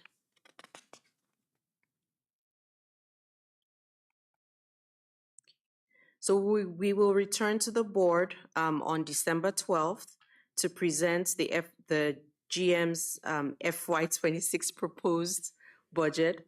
Following public hearings, we will finalize the budget and submit it to the board for approval in March. We want to thank you for your time, and Tom and I are happy to answer any questions the board may have. Thank you very much for this detailed presentation. And also continued good news as we apply some of the things that we saw from the last presentation into this one for our budget forecasting. I just have one sort of clarifying question. So the $7 million in savings from automation, is that exclusively just simply not having to run as many trains to cover the same amount? It is primarily that. It is the faster trains and the implications of that are built into the schedule, and that if the schedule were to remain the same from a frequency standpoint, it's less money to operate the trains then. And that's personnel, some energy savings, those Correct. kind of things? Correct. Okay, and so if ATO is not fully implemented by the beginning of the next fiscal year, obviously those savings don't materialize. That's correct, yes. So when the board has to make decisions on some of these service enhancements and the super peak service and things like that, we really will need some level of confidence that ATO will be in place by that point in order to be able to do that in a balanced budget fashion. Correct. Okay. Other questions? Okay, we'll kind of just go this way. Dr. Lowe? Oh, you're right. I'm sorry. I'm not on the committee. Yeah, I don't think anybody, yeah, you are. Chair Santos is. That's right. Okay, yeah.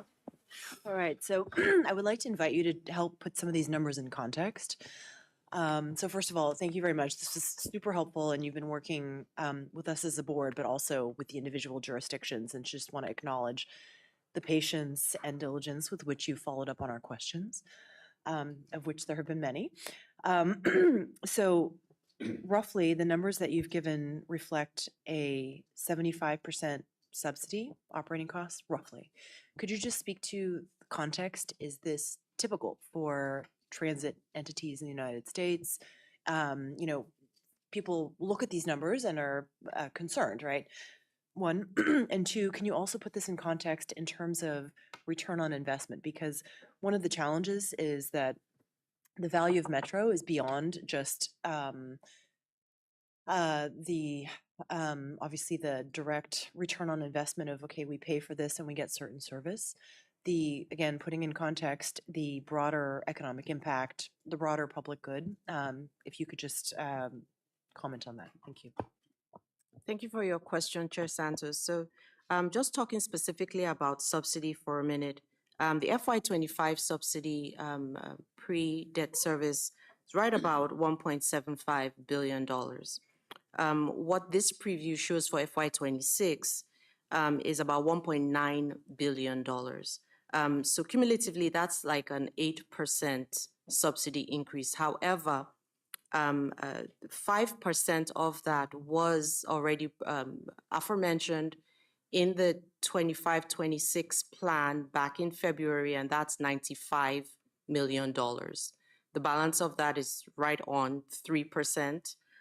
So we're maintaining that 3% subsidy growth prior to the $95 million that was already established in the 2-year plan. In comparison with our other peer agencies and municipalities in the region, Metro fares year over year on expense growth lower than most of our peers. We've done extensive studies throughout the year, ranking right about 3 to 4%, again, below the average, which was upwards of 4.8% for most of our peers. And just to clarify, you're talking about expense growth, correct? Yes, ma'am. Good. On the question of return on investment and benefits of transit, I think it is true that certainly many of the benefits and the gains that our region experiences as a result of a successful, thriving transit system don't accrue to our Metro financial bottom line.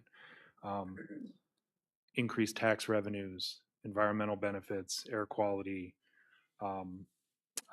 economic development broadly, they don't show up in our books, but they clearly benefit the broader region.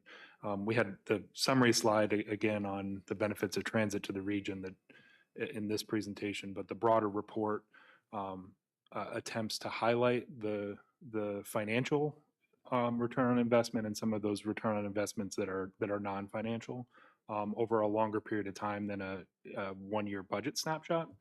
But certainly growing ridership, growing revenue, decreasing rate of expense growth, and increasing benefits to the region, the balance of that is what we're trying to support with the proposed budget that's in development now.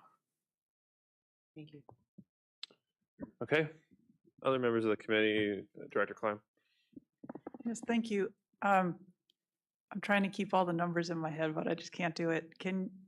I'm interested in the PM transfer, the use of funding for what otherwise would be operating expenses with capital dollars. Yeah, so there's what we spent or what we budgeted for this PM transfer in FY25. Then there's what we thought we were going to do FY26 back in February, and now there's what we think we're going to do for FY26 now. Okay, so we've got, where is that on here? It's in there somewhere. Oh, it's down at the bottom. Okay. What did we transfer from PM in FY25? Do you remember offhand? Oh, you can't do it either. That's fine. That's all right. That's all right. one question that I had about these numbers, is this on top? So the board has a policy okay, it says it in the footnote, above the 60 million level. The reason I'm highlighting this is, and it's complicated and there's a lot of different numbers flying around, and I like seeing that it's additional, that it's dropped down from where it was, well, we thought it was going to be in February. But it's still $72 million over what the board has established as our general, like, we're comfortable with this number. Okay, that's what I just wanted to make sure. So this looks like a really good package of stuff to me. And I actually really appreciate the outside the box thinking on rail service, because I think a lot of times people think rail service is just rail service and it just has to be how it is because the infrastructure is fixed. But the service really isn't fixed, and you've really shown how it can be optimized in a creative way, which I think makes a lot of sense. But we haven't addressed this fundamental challenge of using capital funds to pay for our operating costs, even though it's looking better than it looked back in February. So just, I guess that's just a message for the region. We still need to figure this stuff out. Thank you. Director McAndrew. Thanks. This is great. Look forward to the budget and the discussion thereafter, but good work. One thing that's missing here, and I just want to confirm kind of assumptions right now at this time, is we've got a lot of detail on the rail side, but nothing on the bus side in today's presentation. So are we assuming the better bus network redesign, kind of zero phase, not a lot more, not a lot less at this juncture? Yeah, at this point, the proposed budget will reflect the 2025 network that the board will consider later today as the base budget proposal. There is, I'll mention, there are a lot of opportunities to improve bus service across the region. It being a cost neutral or a resource neutral proposal, our team and partners have had to make choices among things. Certainly, if additional resources are identified, there are some priorities that could benefit from that.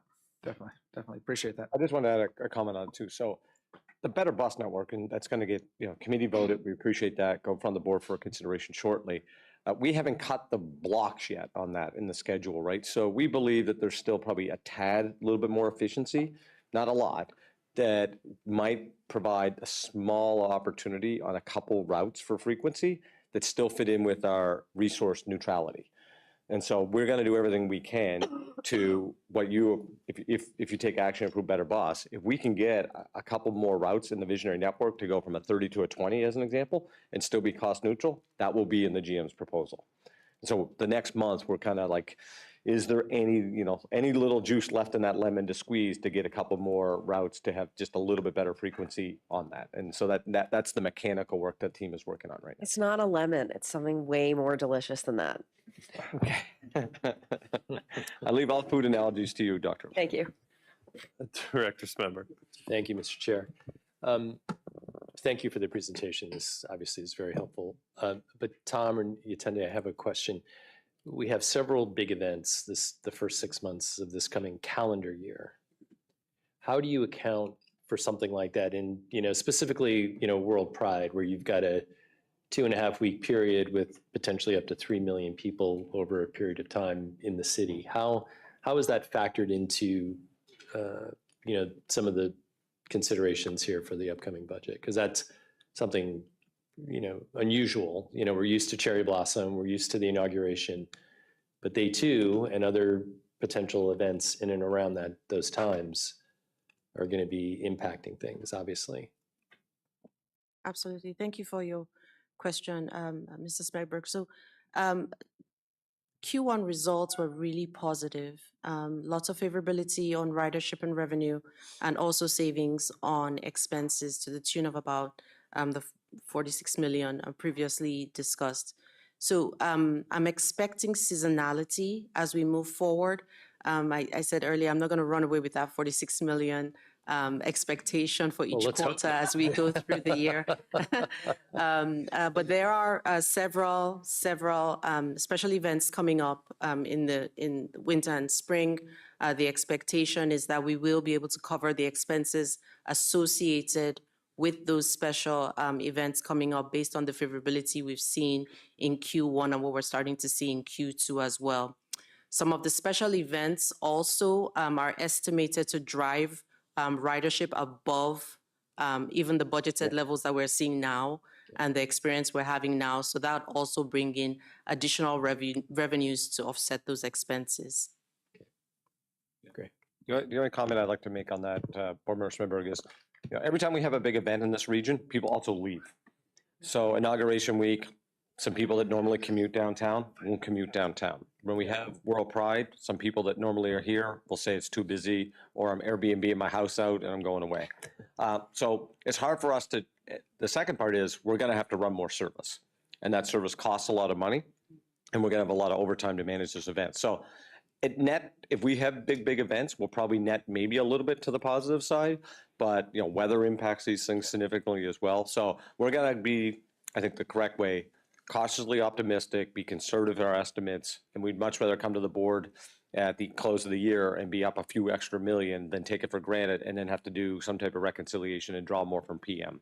So that's kind of how we're trying to manage through it. But we're going to be like you, optimistic that the economy in the region, every day, every week, more people are back on the system. The region keeps moving forward, and we're happy to be part of that. A lot of assumptions here in this presentation. Last question, Mr. Chair. The incoming administration has telegraphed, and the incoming deputy chief of staff stated that federal workers are coming back. You're coming back to the office. Any of that possibility factored into your assumptions here? Yes, so as we continue to thank you for that. So as we continue to work through, we're looking at right now what our current looks like. We factored in that we may have some increases as we go on all these special events. And so we're being conservative about what those estimates look like. I read off and talked about some of the agencies that we've actually polled through and looked at what their return to work behavior looks like right now. The expectation is that if they do come back, we'll have a little bit more revenue associated with the federal return to work in our budget going forward. Mr. Smedberg, I'll add a couple of things to that. The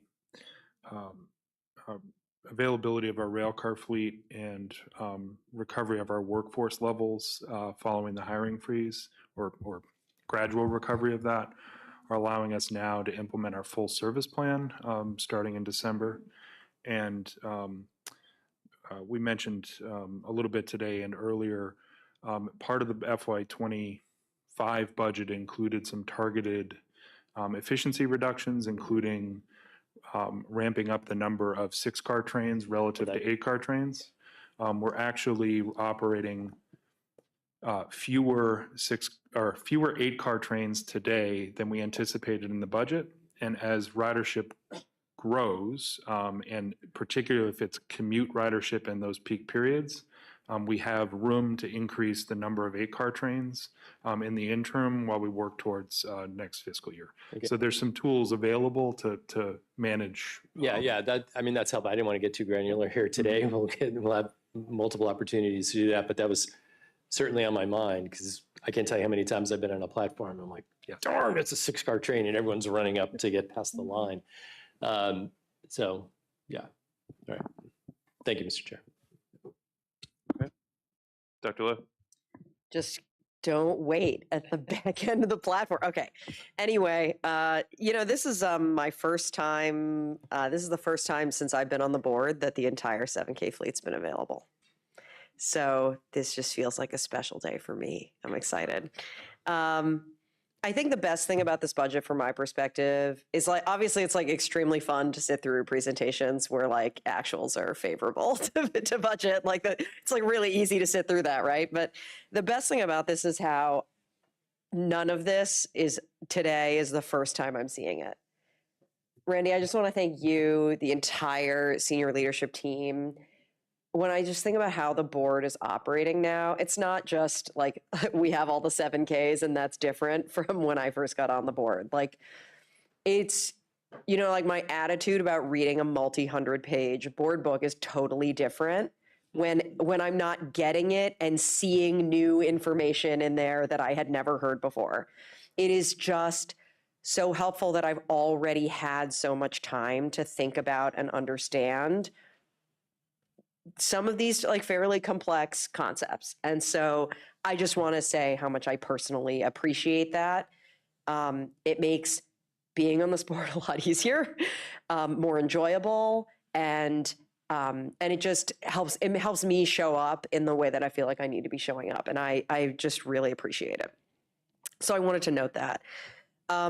Regarding the ridership forecast, it's not just like special events, right? It's just that like we're just in this unprecedented time where the way that people travel is changing. We can't use past performance in order to predict the future. And so we don't have a really methodologically sound way, like regardless of what some sub-chief of staff is saying, to understand what's going to happen in the future. So I just want to say, like, at least from my board perspective, I'm supportive of management's strategy of like being more conservative, like erring on the side of underestimating what we think ridership may be. I think you could see that really clearly in that multi-year ridership projection slide, that like staff has clearly kind of readjusted the way that ridership is being forecast to be more conservative. We may never get to the Goldilocks where we're like really nailing it, because I don't think that all of the changes that like disruptions, changes, continuing evolutions, it's all just going to keep happening. And so just being more conservative makes more sense. Because I don't think we're ever going to get it 100% right. So I'm supportive of that. I prefer that. I think that we are going to beat these ridership projections, and then that'll be great. I'm really excited about ATO. That's probably like my second favorite slide, like seeing those savings. It's just really meaningful. And though these creative ways in which that's going to allow us to optimize service, it's really fantastic. But I do still want us to keep talking about service at night as well. I'm supportive of the thoughtful way that service is being optimized in this preview. I know that we need to have a bigger conversation about how Metro gets access to track at night. Obviously, maintenance is the most important thing. State of good repair is the most important thing. And I don't want to negotiate that. That's an absolute. But as there are opportunities to understand how the way that we get access to track is evolving, I would just love to learn more. I really enjoyed learning more about roadway worker protection earlier this year when we actually visited track work on the Red Line. And it's clear to me that this is a complex and important topic that there's more to learn about. I'd love to dig in, because if we can get to the point with access to track where we have the ability to maintain state of good repair and get late night service, that is, I just don't want to let that dream die. I want to keep it alive. And then my last comment was about PM, and Sarah already made it. So thank you, Board Member Klein. If I can, Board, I just respond to the evening piece, or the early morning piece. So appreciate all your comments, and certainly I think this, recognizing all the work the staff did on that, preparing this and being very transparent. So thank you.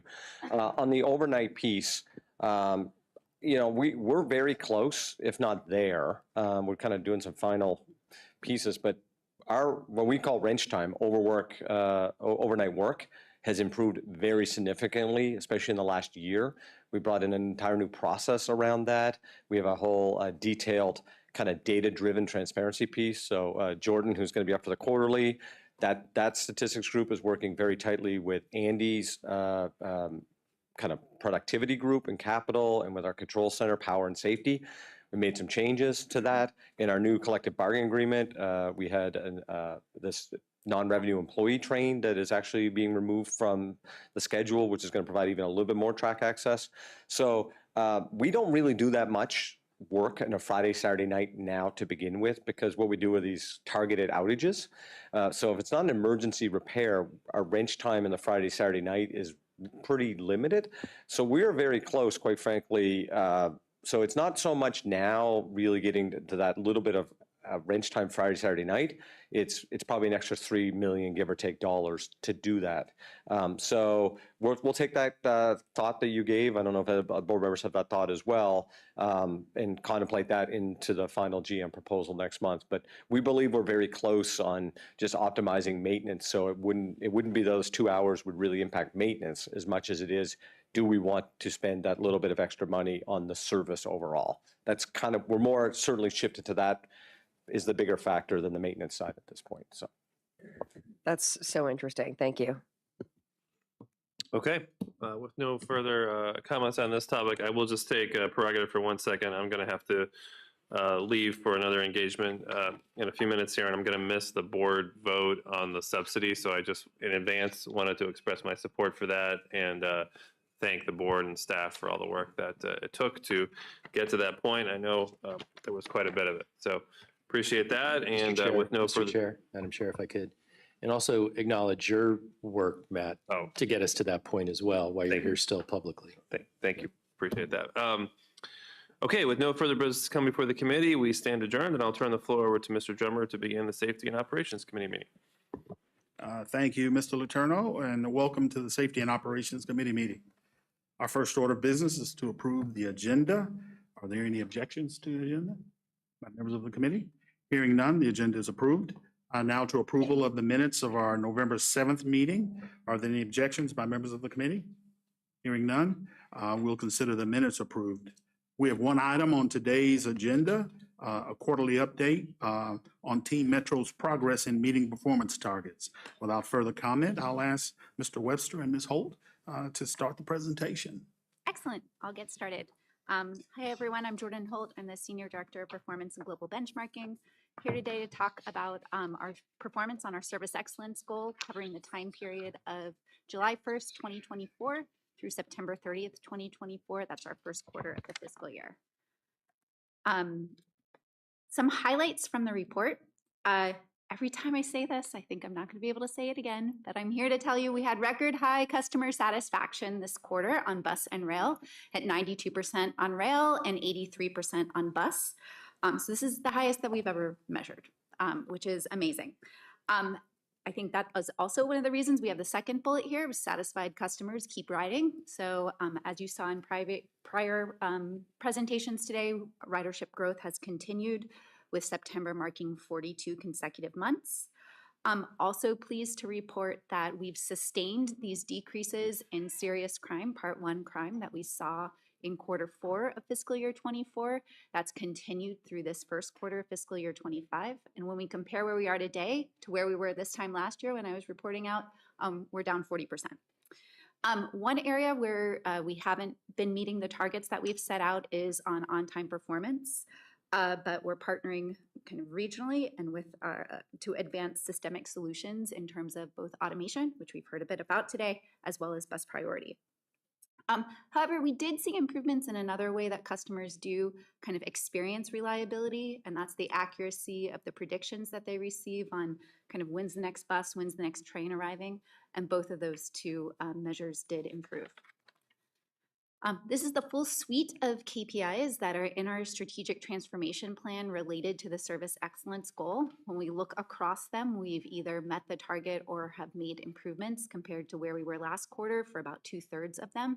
Not going to cover all of them today, but you have all of it in your in the presentation. But we'll be focusing on those related to safety or security, reliability, and the amount of service we're providing that had been scheduled, so availability, because those we know from our satisfaction surveys are the key drivers of customer satisfaction.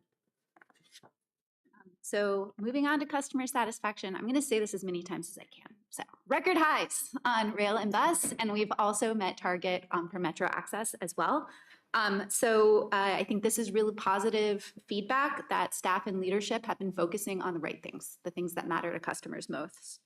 So on rail, what's driving that? We saw significant increases in perceptions of reliability and cleanliness, and that correlates with auto doors. You'll see later, we've seen the average customer trip on our rail system increase by 26 seconds, so it is faster. We have also changed our cleaning protocols on the rail system, and so it's great to see that customers are noticing that as well. We have also made improvements, as I mentioned, in reducing fare evasion and serious crime. And one thing that we've also seen is typically perception lags a bit, but this quarter perception has caught up with the kind of perception of safety and harassment on trains, in particular on our rail system. We only had 7% of customers say they were dissatisfied. That's 3 times fewer than where we were this time last year. So it's been catching up. On bus, we see our biggest improvements amongst customers in Washington, D.C., as well as commuters. And I think the good news is that we have efforts underway to address areas of opportunity for improvement that our customers have identified. You'll be discussing later on the Better Bus Network, which focuses on adding frequency while kind of keeping cost neutral or resource neutral. And we're also looking at ways to enhance cleaning on our buses. On access, while we met our target, you do see it's a slight drop this quarter compared to where we were last quarter. And this is related to on-time performance, which we'll discuss further on in this presentation, where we have seen a decrease in on-time performance. Ridership, you've heard it already a few times today, so it continues to increase. This quarter, we're always like duking it out between bus and rail and who carries the most riders per quarter. It's roughly even this time with rail just carrying a bit more. On Part 1 crime, again, we've sustained the gains that we made in the latter latter quarter of fiscal year 24. You can see that in the line graph there. The good news is that those are decreases in all major types of Part 1 crime or serious crime, and you can see that in the bar graph on the right-hand side. The leftmost bar in that bar graph is this time last year, so quarter 1 of fiscal year 24, and the rightmost bar is this quarter, so quarter 1 of fiscal year 25. And you see in all of those, the rightmost bar is less than the leftmost bar, so that's good. We saw the biggest decrease in motor vehicle theft, which had actually spiked earlier in kind of mid FY23. So we've kind of brought that back down to historic more where we've been. This continues to be a reflection of the problem-oriented policing strategy, our efforts to reduce fare evasion, and also leveraging the crisis intervention team. On reliability, we're going to talk about Metro Access first. So OTP did drop in quarter 1 to around 89%, which is below our target of 92 and below where we were last year, as you can kind of see from the line graph. In June, we implemented a new service delivery model designed to kind of further be more cost effective, shifting from 5 contractors to 1. We've been working with that contractor to improve dispatching strategies, kind of focusing dispatchers on a set of drivers throughout the day, also doing kind of daily performance reporting on on-time performance to enhance that transparency and accountability. We've also been continuing to leverage our partners with Abilities Ride. This quarter, we had actually our largest percentage of ridership or trips on Abilities Ride. About 51% of trips requested through Metro Access were delivered through Abilities Ride partners. That helps us manage on-time performance and manage our resources to provide the service that customers need. One thing that we will be doing in December is adding a second vendor for Metro Access that will have kind of help us with our geographic coverage. They'll have a location in Montgomery County and are potentially another one inside the Beltway to supplement our current contractor, which has 1 in Virginia and 2 in PG County.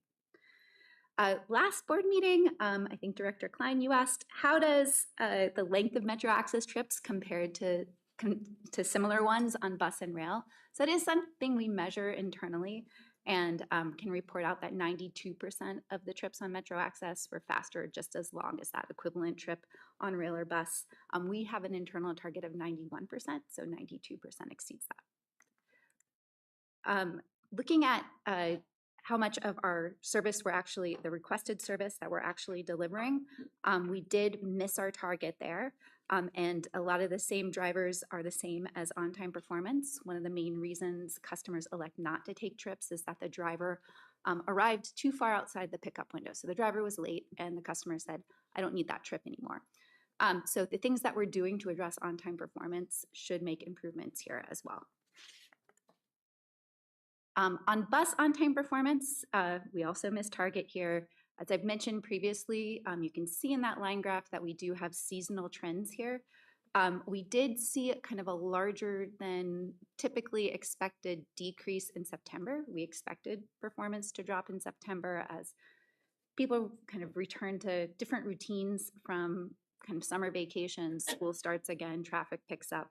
But this one, we actually saw a bigger decrease in the AM peak than we have in the past. If you look at that graph on the bottom right, we had been performing about 79% on time during the AM peak, and that dropped to 75% in September. So this is correlated with worsening traffic in the region, both in the AM peak and PM peak, which are where we experience our lowest on-time performance. So, things we continue to do are always kind of looking at our schedules and our run times. Are we allowing enough time for trips?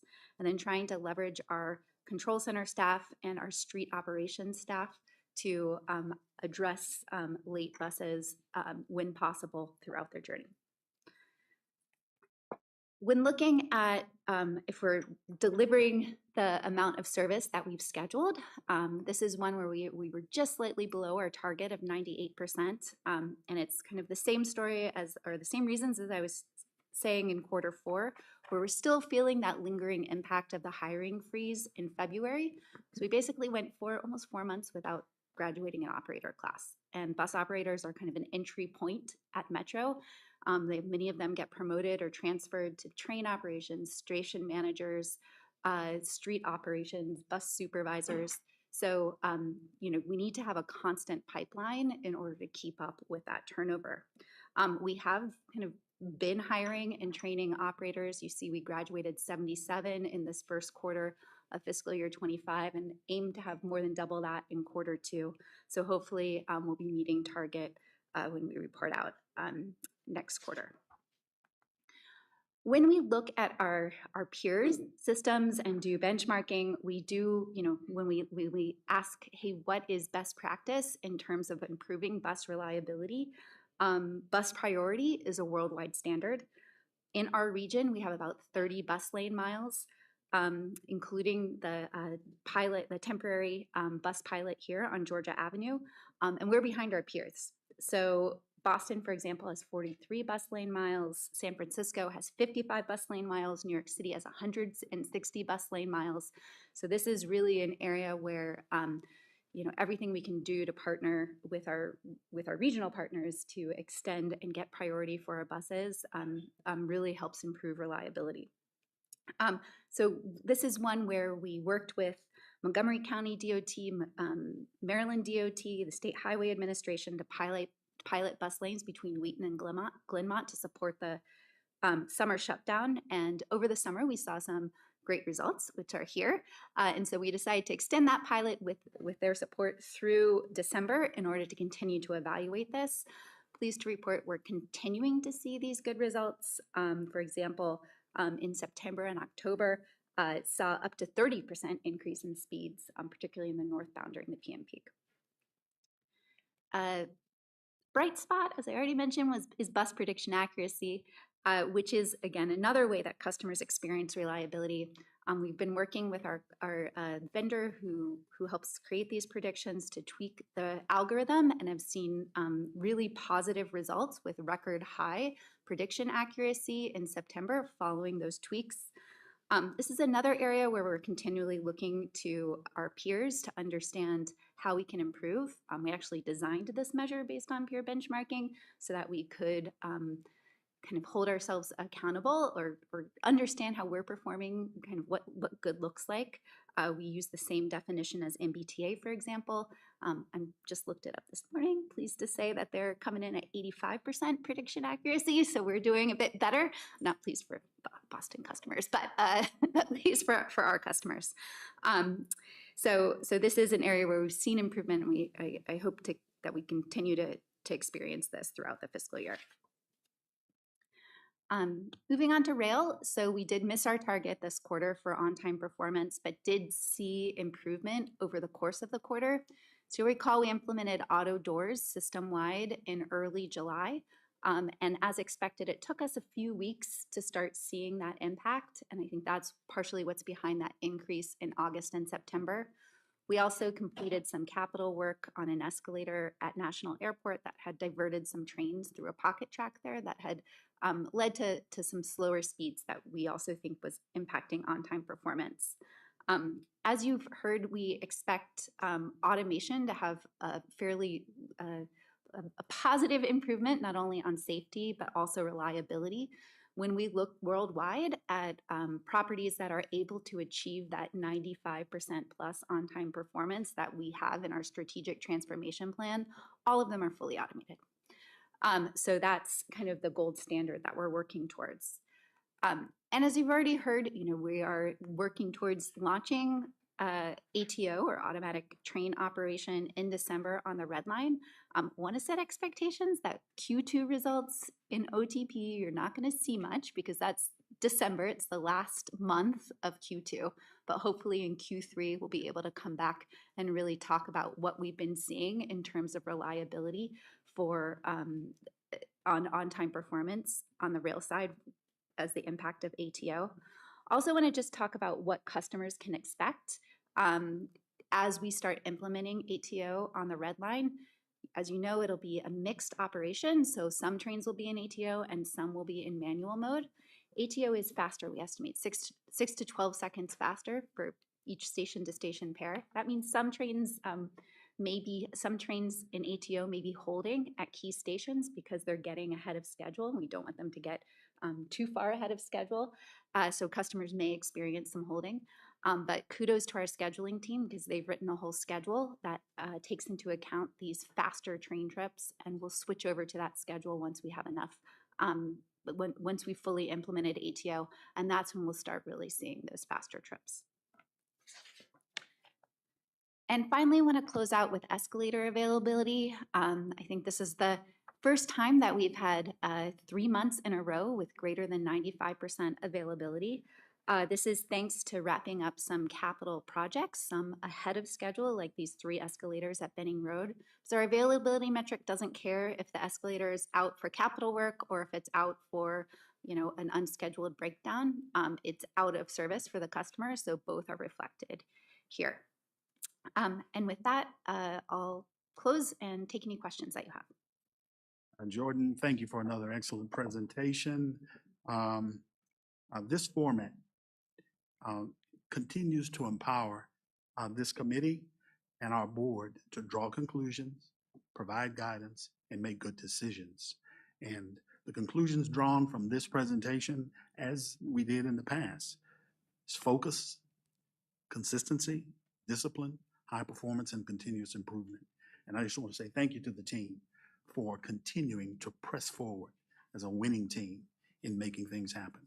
There's a lot of work behind these numbers, and the teams on the ground are doing some phenomenal work. And we recognize that any day of the week, it can go sideways. But big kudos to you and the team. At this time, I'll turn the floor over to committee members for any comments or questions. And I'll start with Ms. Martin Proctor. No, go ahead, Ms. Martin Proctor. Fair enough. Thank you. Thank you so much.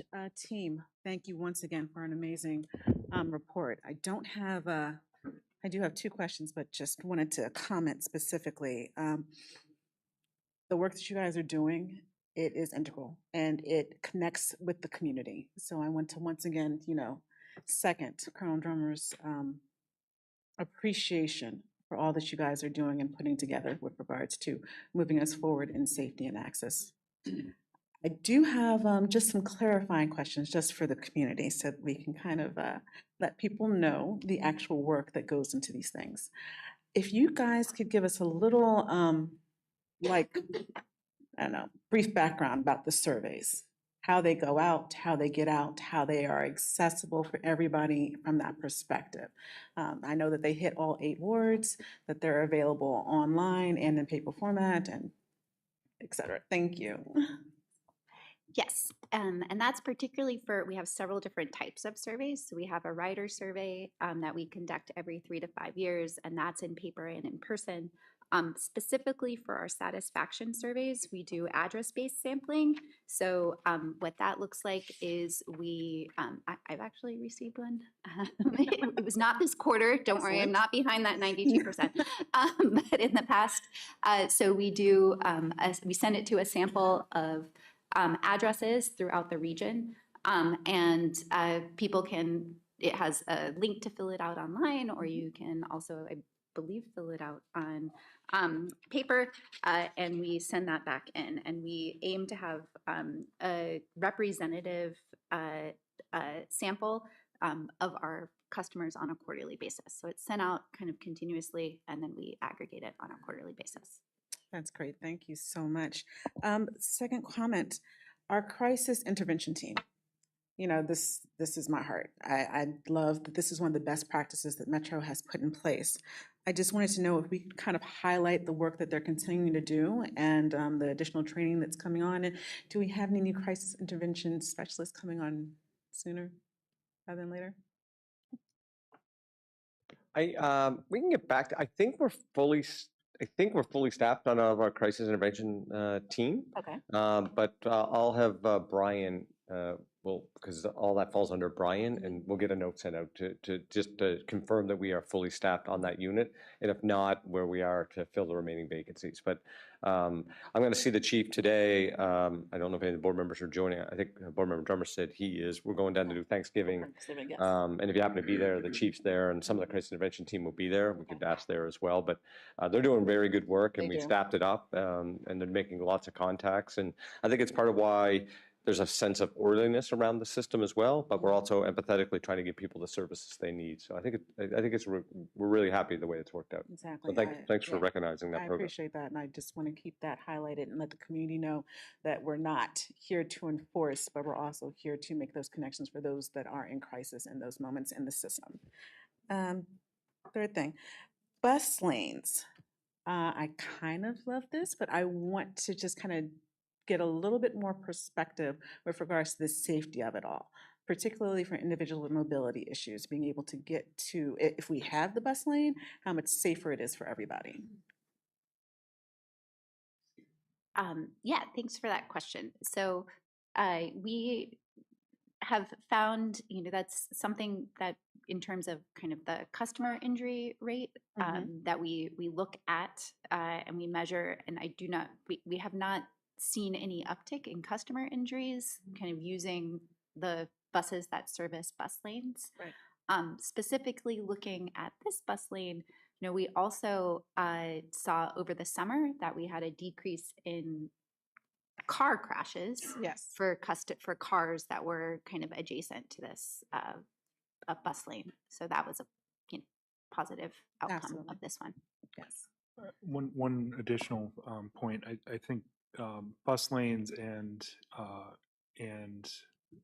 the Clear Lanes program that aim to keep cars out of bus stops and out of the bus's way, allow the bus to approach a bus stop the way it should, align with the curb, and so to the extent that the bus lanes facilitate that's also a very good thing for people with access limitations, or just generally for safety of boarding and alighting the bus.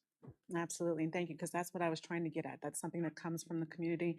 They truly appreciate not having to have to go around a car that's possibly parked there. It gets all the way up close. It can go down, you can come up, and it also gives, as I said, individuals with limited mobility issues that extra time to be able to get on the bus safely and securely. I wanted to talk about the escalators. And I know that we discussed this, and I just kind of want to let the community know that what things are moving forward with regards to that, because I know that we see a proliferation of bikes and scooters and strollers and such luggage going up and down the escalators. And some of that is community awareness. And we're going to have, as Chairman Smedberg said, an influx of I don't want to say tourists, which is a good word, visitors to Washington, D.C. over the next 6 months. And how are we going to help address that? And I know that you have two really amazing things.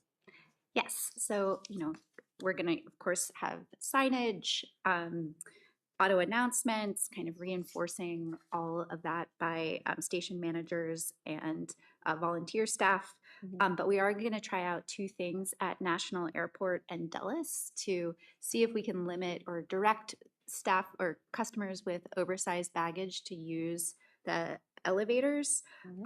We've kind of benchmarked internationally and identified bollards to insert kind of in front of the escalators to prevent oversized baggage from being taken on the units. So we're going to try it, see if it's a candidate for other stations, and see how that works. I think that's really key with regards to safety for everybody going up and down the escalator. And those auto announcements, I think that saves a lot of unpleasant conversations that stand to the right, walk to the left. It's just so simple and just kind of helps with regards to the flow of traffic in Metro. And I once again want to thank you guys for this presentation and giving me my clarifying questions. And I don't have anything else, sir. Thank you. Dr. Lowe? Just one food metaphor, and then we can move on. I was so interested in what Randy was saying earlier about how, Jordan, the work of your team is being used to generate data and analytics that are just totally internal to the authority and are used to performance manage operations.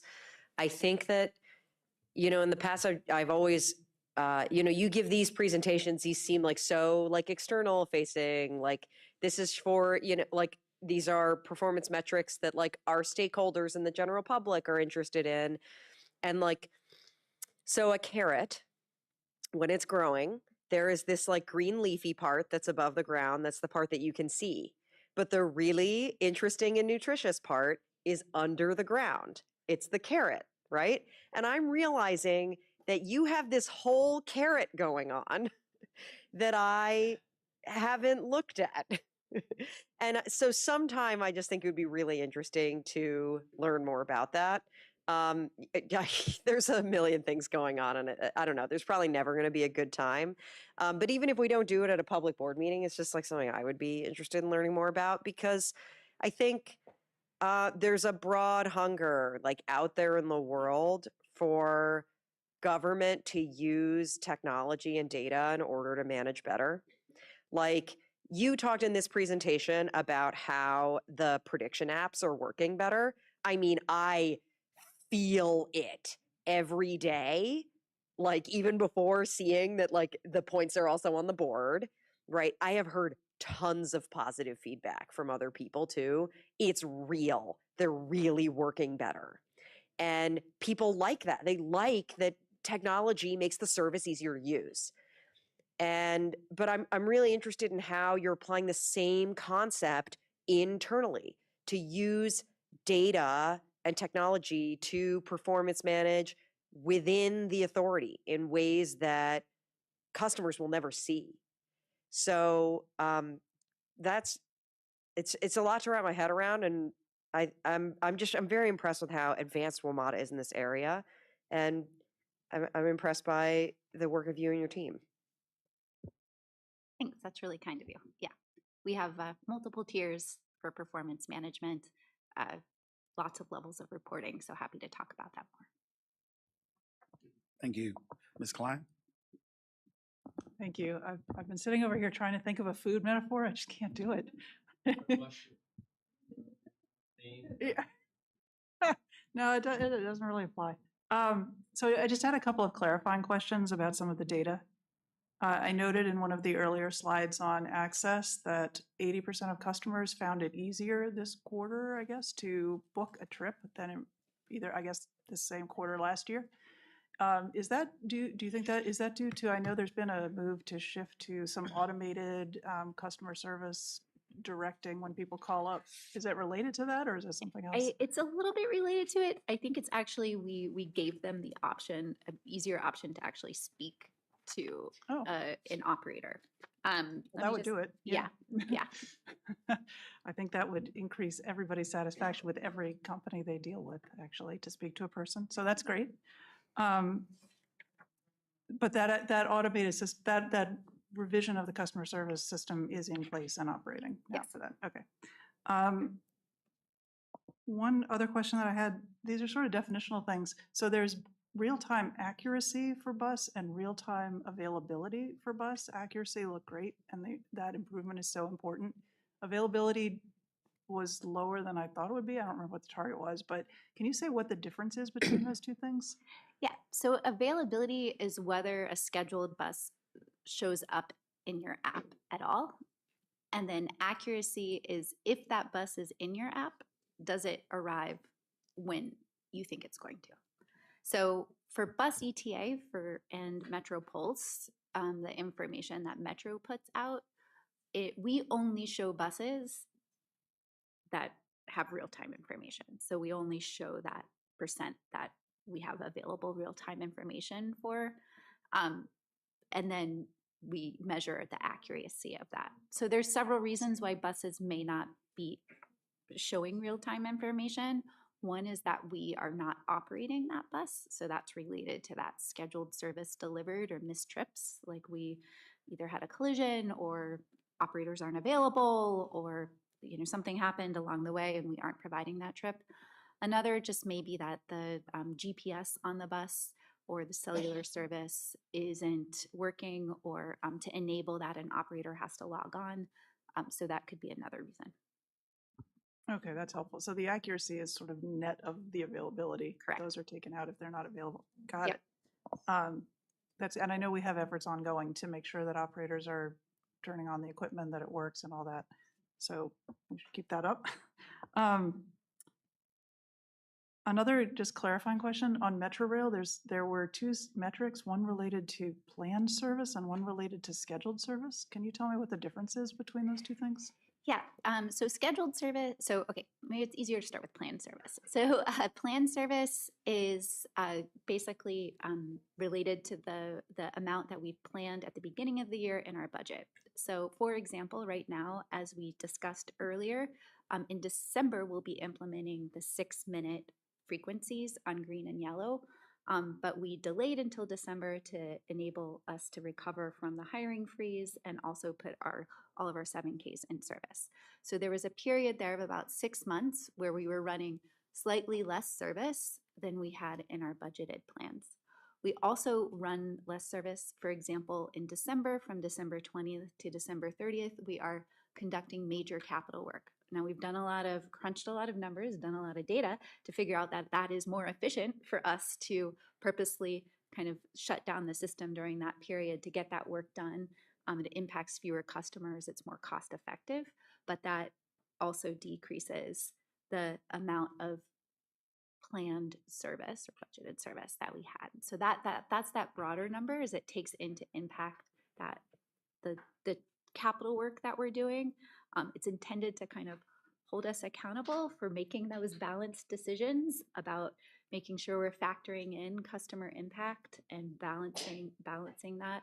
And it also kind of incentivizes us to make sure we have the resources available to run what we're planning in our budget. And then the scheduled service delivered is of what we've actually scheduled on a daily basis.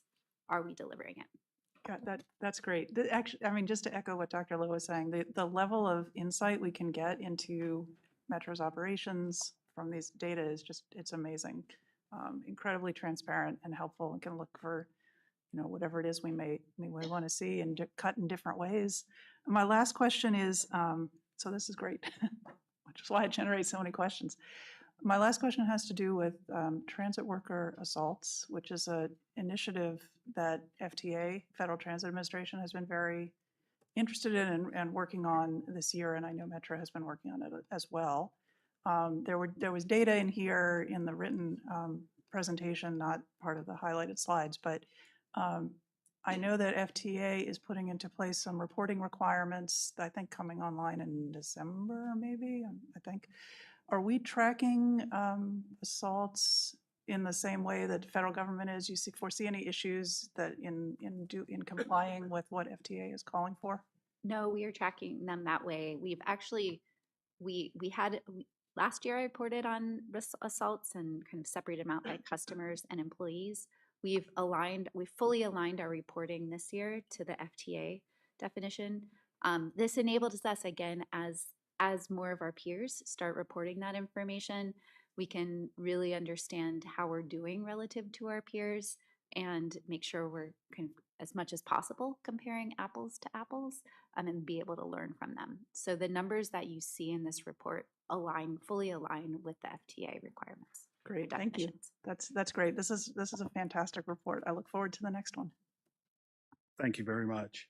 I'll close with a comment related to Metro Access.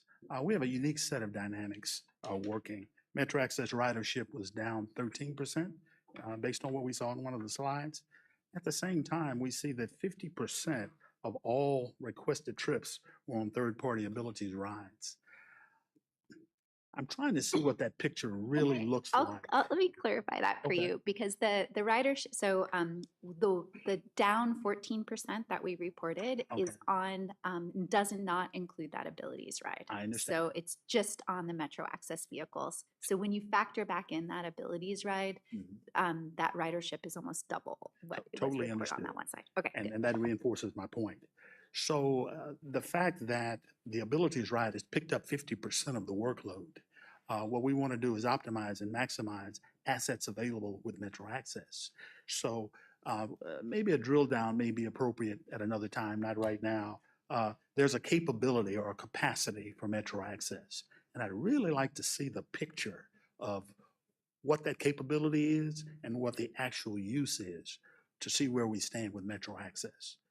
Since we know we're optimizing the abilities ride, where are we with Metro Access as we do the problem solving and how we optimize Metro Access?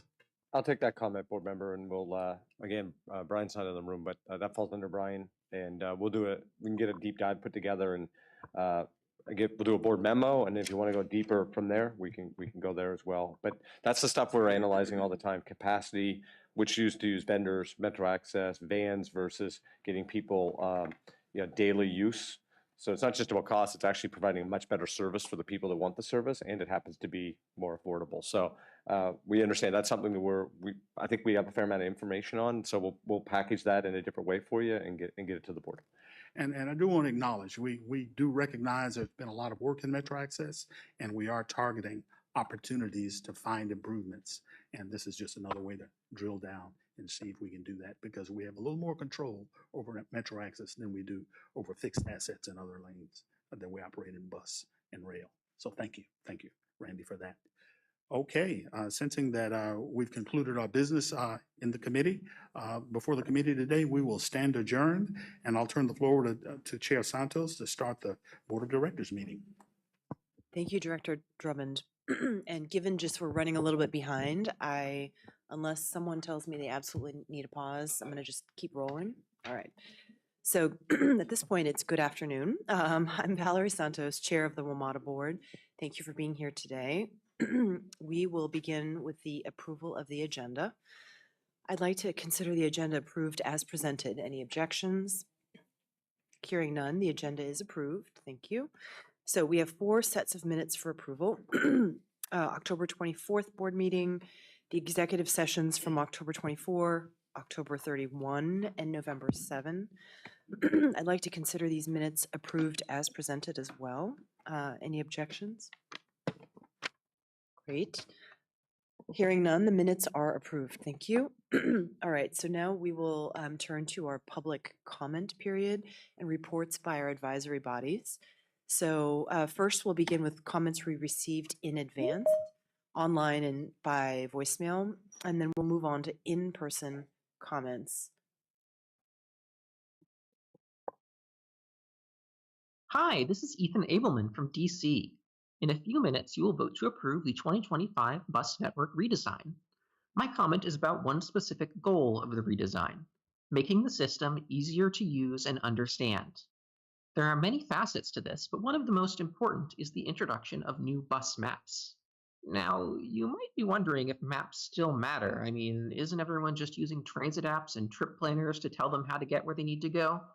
Well, these tools are great for finding your way on an individual trip, but they're not great for understanding where you can go via transit and what lines are available in a given neighborhood. If you're someone like me who relies on transit to get around, you understand how important this is. Unfortunately, I'm not a fan of the bus maps that have been produced for the new network so far. They don't seem to have been constructed with riders in mind. They're especially poor compared to the ones for the existing network, which I actually think are excellent. In the background, I'll quickly go through a few examples that show how the abstract, simplified diagrams on the current maps make it so much easier to figure out where the bus can take you. They give a more accurate description of frequencies and show more clearly how the network works as a whole. I encourage you to take a look at these in more detail after the meeting. A large number of maps will need to be produced for various purposes throughout the system, so it's important that the work to improve these products begin quickly. I strongly urge WMATA's wayfinding team to invest in high-quality, abstract maps that will greatly ease the transition to the new network and the new route names for your customers. I think y'all have done great work with the network redesign, so the last thing you want is for it to be harder to use and understand than the current one. Thank you.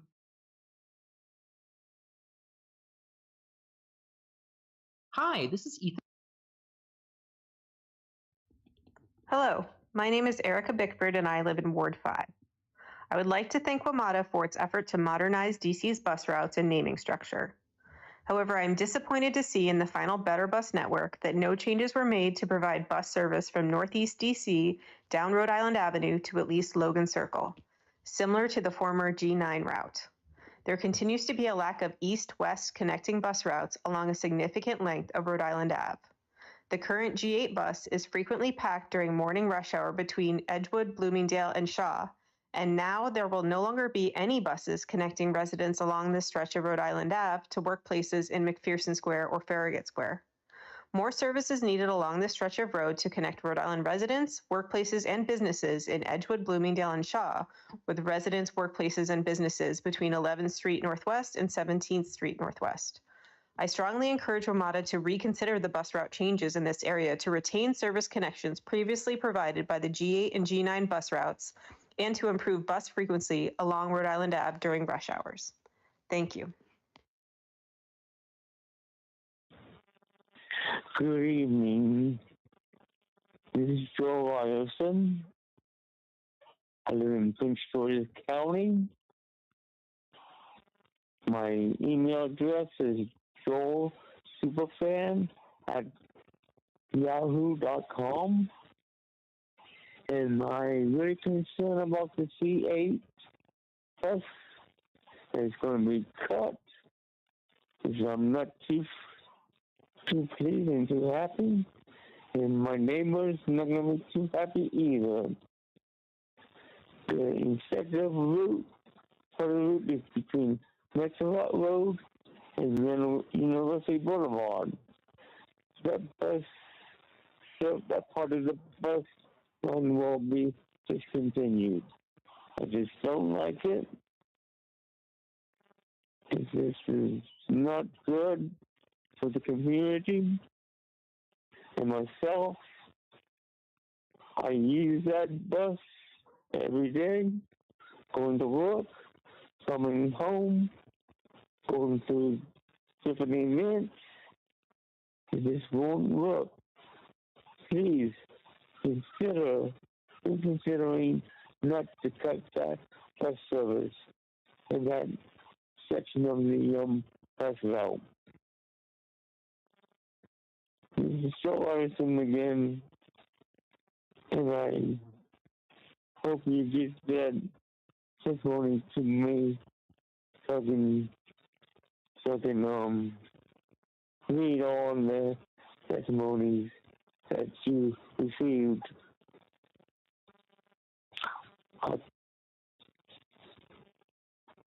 I'm signing off now. Good night and good morning. I'll talk to you later.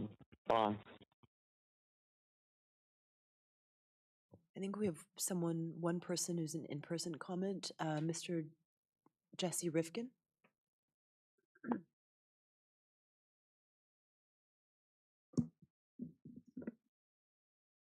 Hi, my name's Jesse Rifkin, and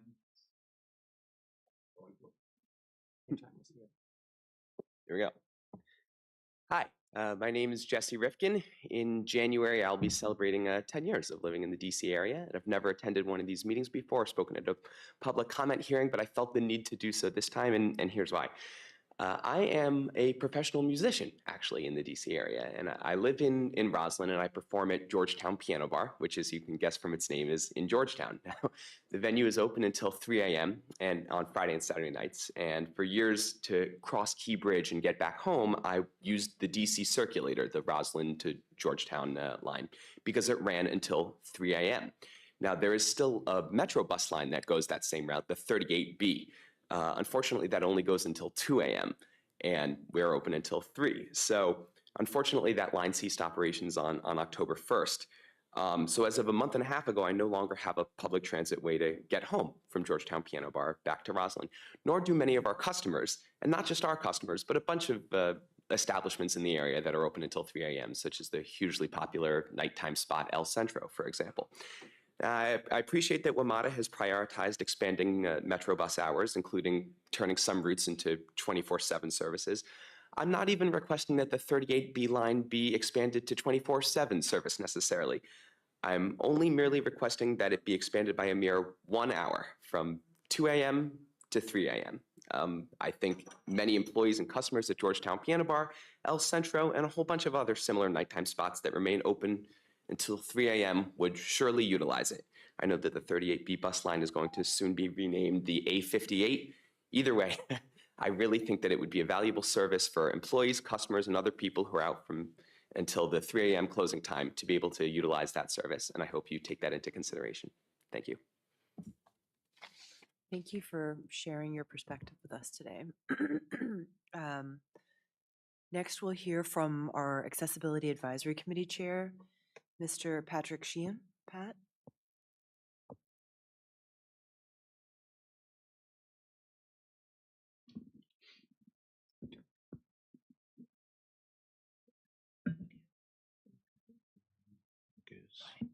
Great.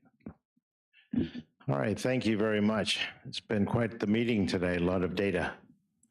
I want to first thank Paul for coming and speaking to the AAC concerning DMV moves, going through the 3 or 4 scenarios, giving the AAC an overview of what DMV moves is all about, where it's going and what the scope of the discussion is. So thank you very much, sir.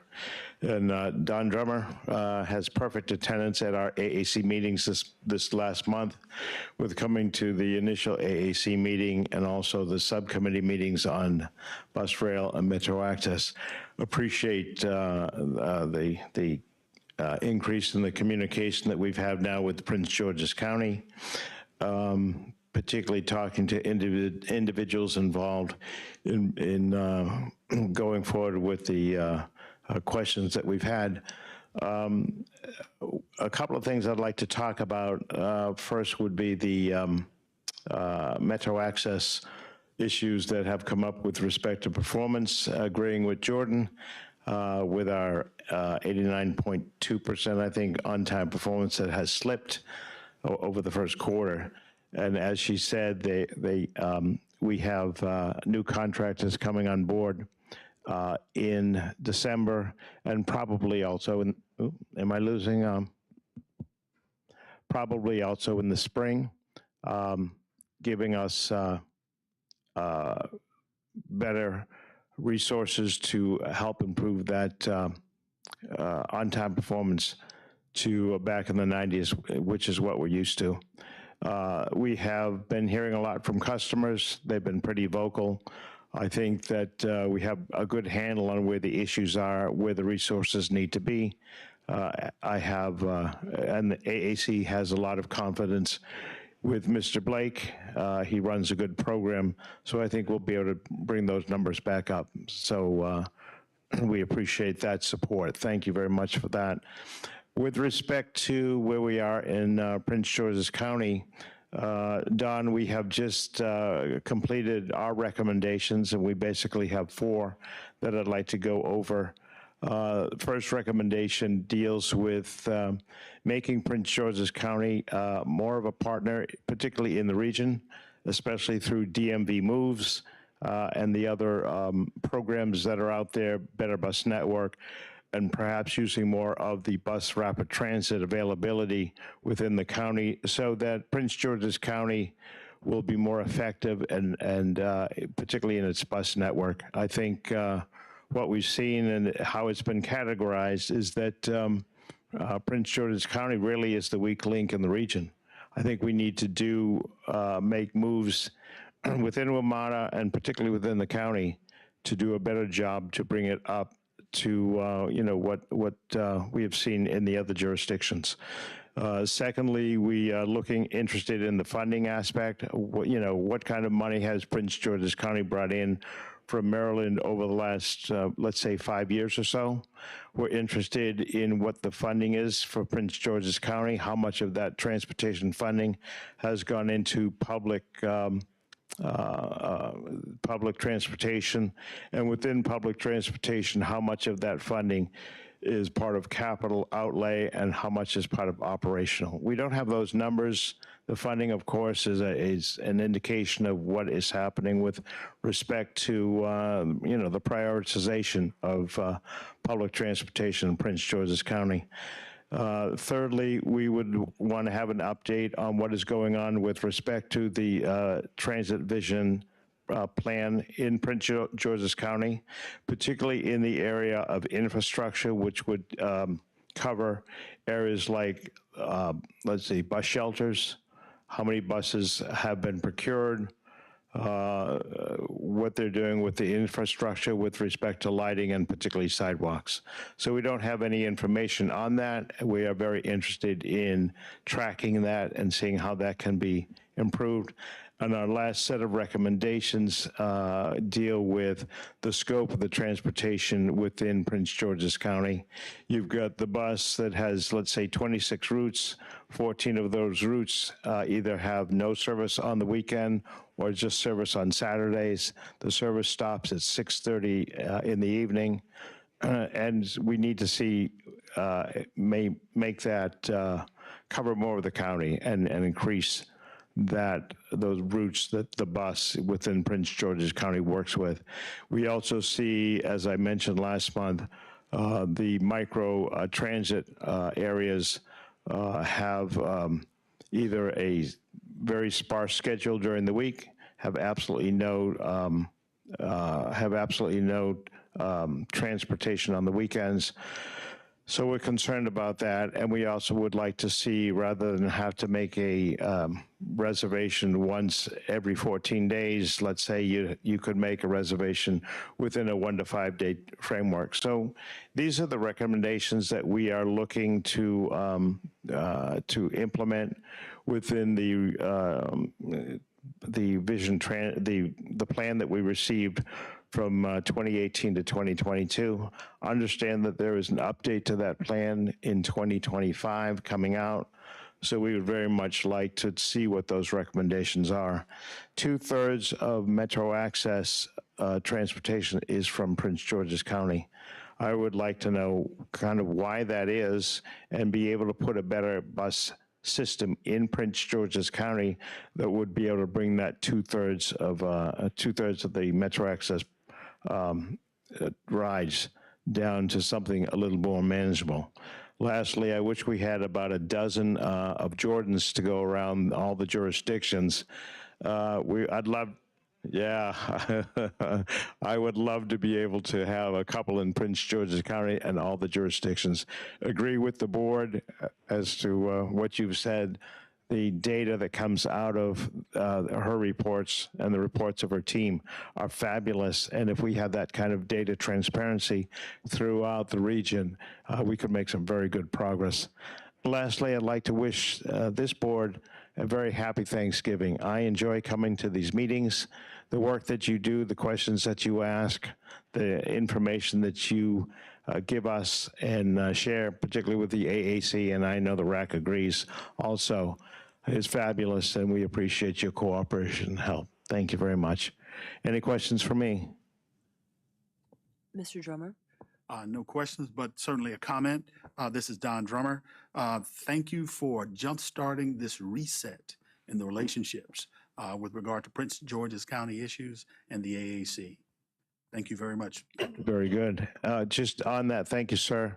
We put together a task force within the Bus Rail Committee, which will be chaired by Sandy Nuzell, and Tino and Steve Kappen, and a group of 5 or 6 other people are all on that, and we're going to be getting that information and pushing. So appreciate the support of the board.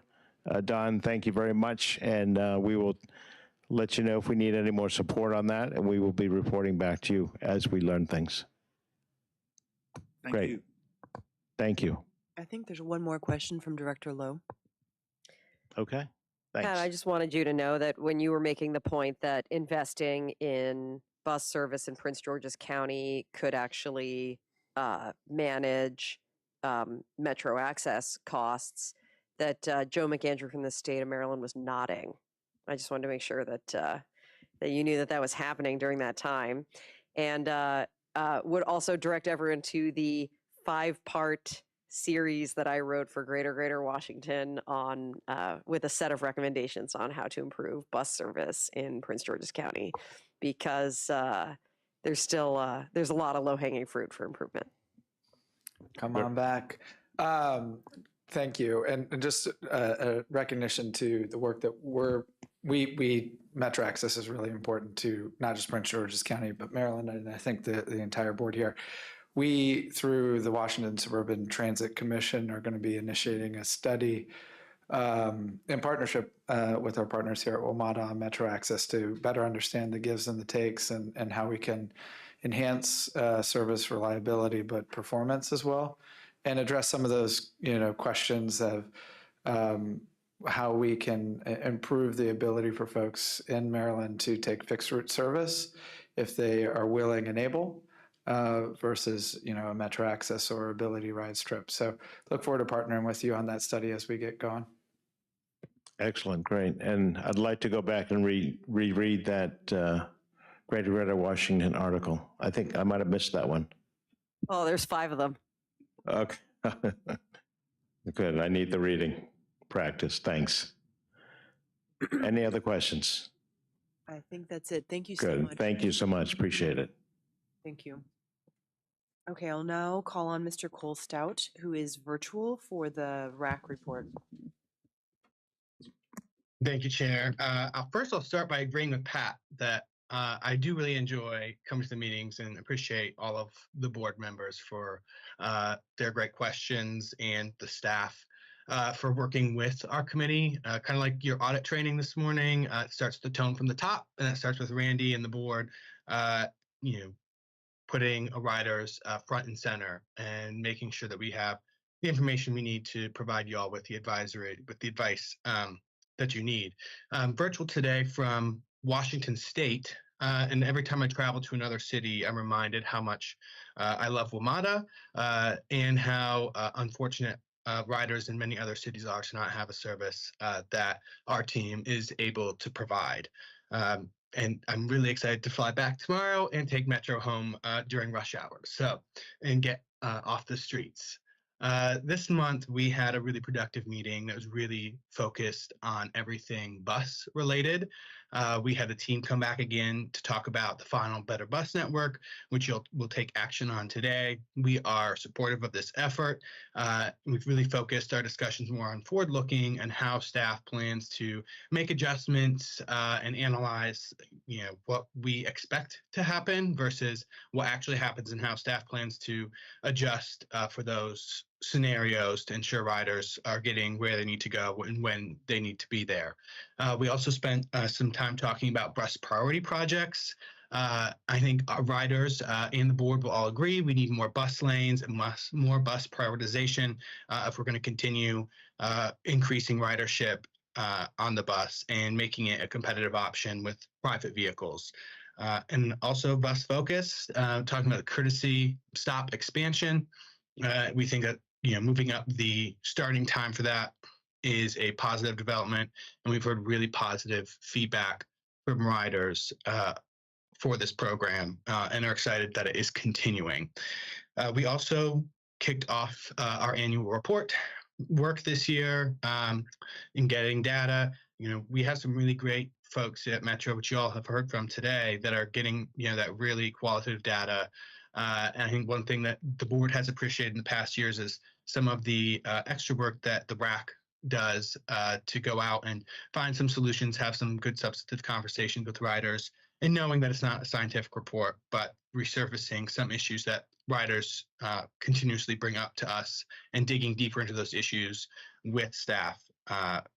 And so we're looking forward to that. Today, you'll take action to appoint 3 new members to the RAC to fill some of the vacancies we've had arise here in the early part of this fall, coming out of our summer break.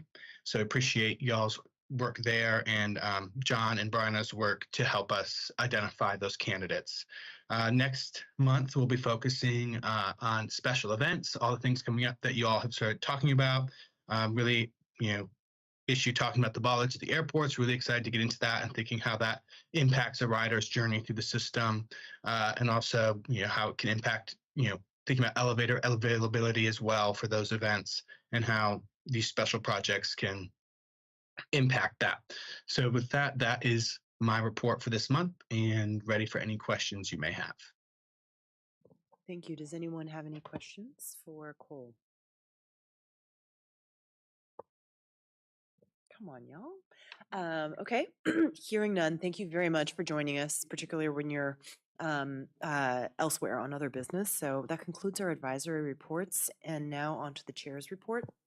So first, we just need to take care of some administrative business. As was mentioned, we need to make some appointments to the Riders Advisory Council, the RAC.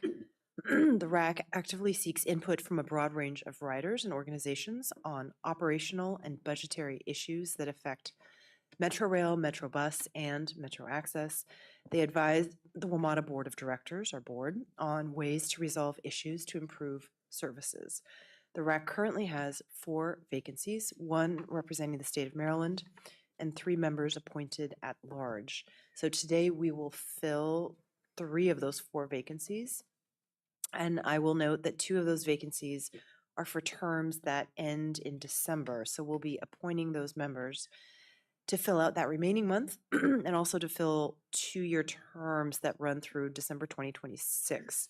Therefore, I move the following for approval, which is the appointment of Matthew Clark, representing the state of Maryland, to fill the unexpired term of Kiana Cleveland through December 2024, and appointment for a full term through December 2026, as well as the appointment of William Way as an at-large member to fill the unexpired term of Michael Leibowitz through December 2024, an appointment for a full term through December 2026. And lastly, the appointment of Thomas Shepard as an at-large member to fill the unexpired term of Dina Passman through December 2025. Is there a second? Second. Thank you, Director Drummer. Any discussion? I just want to say that we, on behalf of the board, we appreciate folks that serve on these advisory committees, which are truly volunteer public service. So all in favor? Aye. Any opposed? Okay, the ayes have it. Thank you. Okay, so next topic is, I want to say a few words about the Capital Region Transportation Forum, which occurred last week, which was hosted by the Greater Washington Board of Trade and the Greater Washington Partnership. This year's forum focused on identifying critical regional transportation challenges, opportunities for improvement, and exploring actionable strategies for enhancing our transportation infrastructure, accessibility, and sustainability across the region. So first, Vice Chair and DMV Moves co-chair Paul Smedberg, along with Charles Allen, council member from DC, provided an update on the DMV Moves initiative, which has been making great strides towards making some recommendations for some regional solutions early in the new year. I think this is the promise.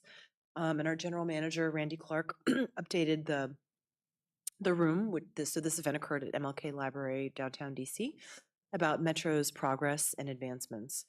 We also heard from keynote speaker and United States Senator Mark Warner, who spoke about the federal landscape given the new incoming administration, as well as we heard from business and government partners on how their contributions are shaping DMV Moves.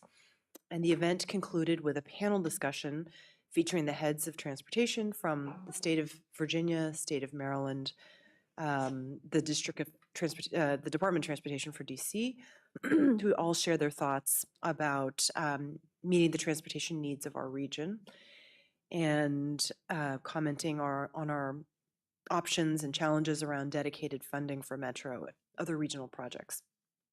To state the obvious, as we well know, Metro is critical to our region's success and viability now and in the future. And just a note to say we Metro appreciate our partners at the Board of Trade, particularly Jack McDougall and Greater Washington Partnership. Special thank you to Kathy Hollinger for their leadership and support of this initiative and support for Metro and regional transit solutions. And we look forward to continued partnership and collaboration with them. Next, we just want to recognize that November is, among other things, Native American Heritage Month, and note that it's time to celebrate the traditions, languages, and stories of Native American, Alaska Native, Native Hawaiian, and affiliated island communities, and ensure that their rich histories and contributions continue to thrive with each passing generation. In November, we celebrate the culture and heritage of these remarkable Americans who deeply enrich the quality and character of our nation. We celebrate Native American brothers and sisters with the remarkable diversity of American Indian and Alaska Native cultures and peoples, and also remember and honor our veterans who've sacrificed so much to defend our nation. During Native American Heritage Month, it is important not just to celebrate the legacy that Indigenous history makers have left, but also celebrate those who continue to shape our society, lead their communities, and impact our culture today. And lastly, next week is Thanksgiving, so in advance, happy Thanksgiving. Next week, our board will reconvene on December 12th as our next meeting. That concludes my report, and I will now turn the floor over to our general manager for his report. Thank you, Madam Chair. Appreciate that report. I should mention, I know one of the members you mentioned was last name Clark. I just, for the record, not related, and I'm not sure I know that individual, but I want to make sure publicly everyone knows that. We've had a fairly long meeting, so I'll run through mine relatively quickly. We've got a couple important things to highlight. First, I want to highlight earlier this week, Director Drummer and Director Martin Proctor joined some members of the senior team, our Transit Police command staff, and a large group of our employee resource group, our veteran employee resource group, and went to Arlington National Cemetery to honor those lost in a wreath laying ceremony. It was incredibly, it's an incredibly important event to be part of. It was really meaningful. We have 3,000 veterans here at Metro, and I think it was just it was very nice to have our ERG group go to such an amazing place and to feel that connection. I just really want to thank the board members for being there and all your contributions to our veterans. As I mentioned, we also have it was Remembrance Day, still my Canadian in me, Veterans Day as well. We had a celebration in this room with our employee resource group. Continue our tradition of having a wrap bus and a wrap train celebrating and honoring our veterans. And at Metro, every one of our veterans also gets a special challenge coin yearly. Last thing is 12th year named military friendly employer. As I mentioned, we have a lot of veteran employees. We're always looking for new employees here at Metro. And so if people know veterans, this is a fantastic place to build a career.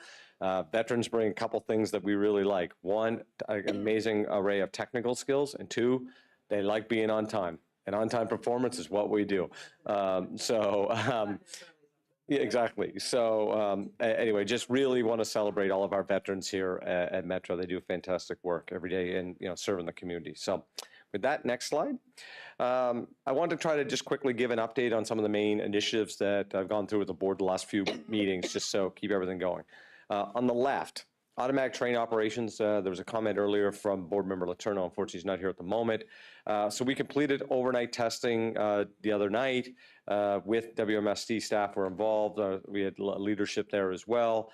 So that is all testing for automatic train operation has been completed. Quite frankly, we've done a lot more testing than we would ever really do in a test plan, but we've taken care of all that. All final paperwork has been submitted to the WMSC. So, again, we've been working on this for about 2 years. All of those, all that information, WMSC, we're now waiting for their concurrence. But Metro is come December operational ready for automatic train operation on the red line. So quite a step here for this organization, getting back to, quite frankly, the way the place should be running.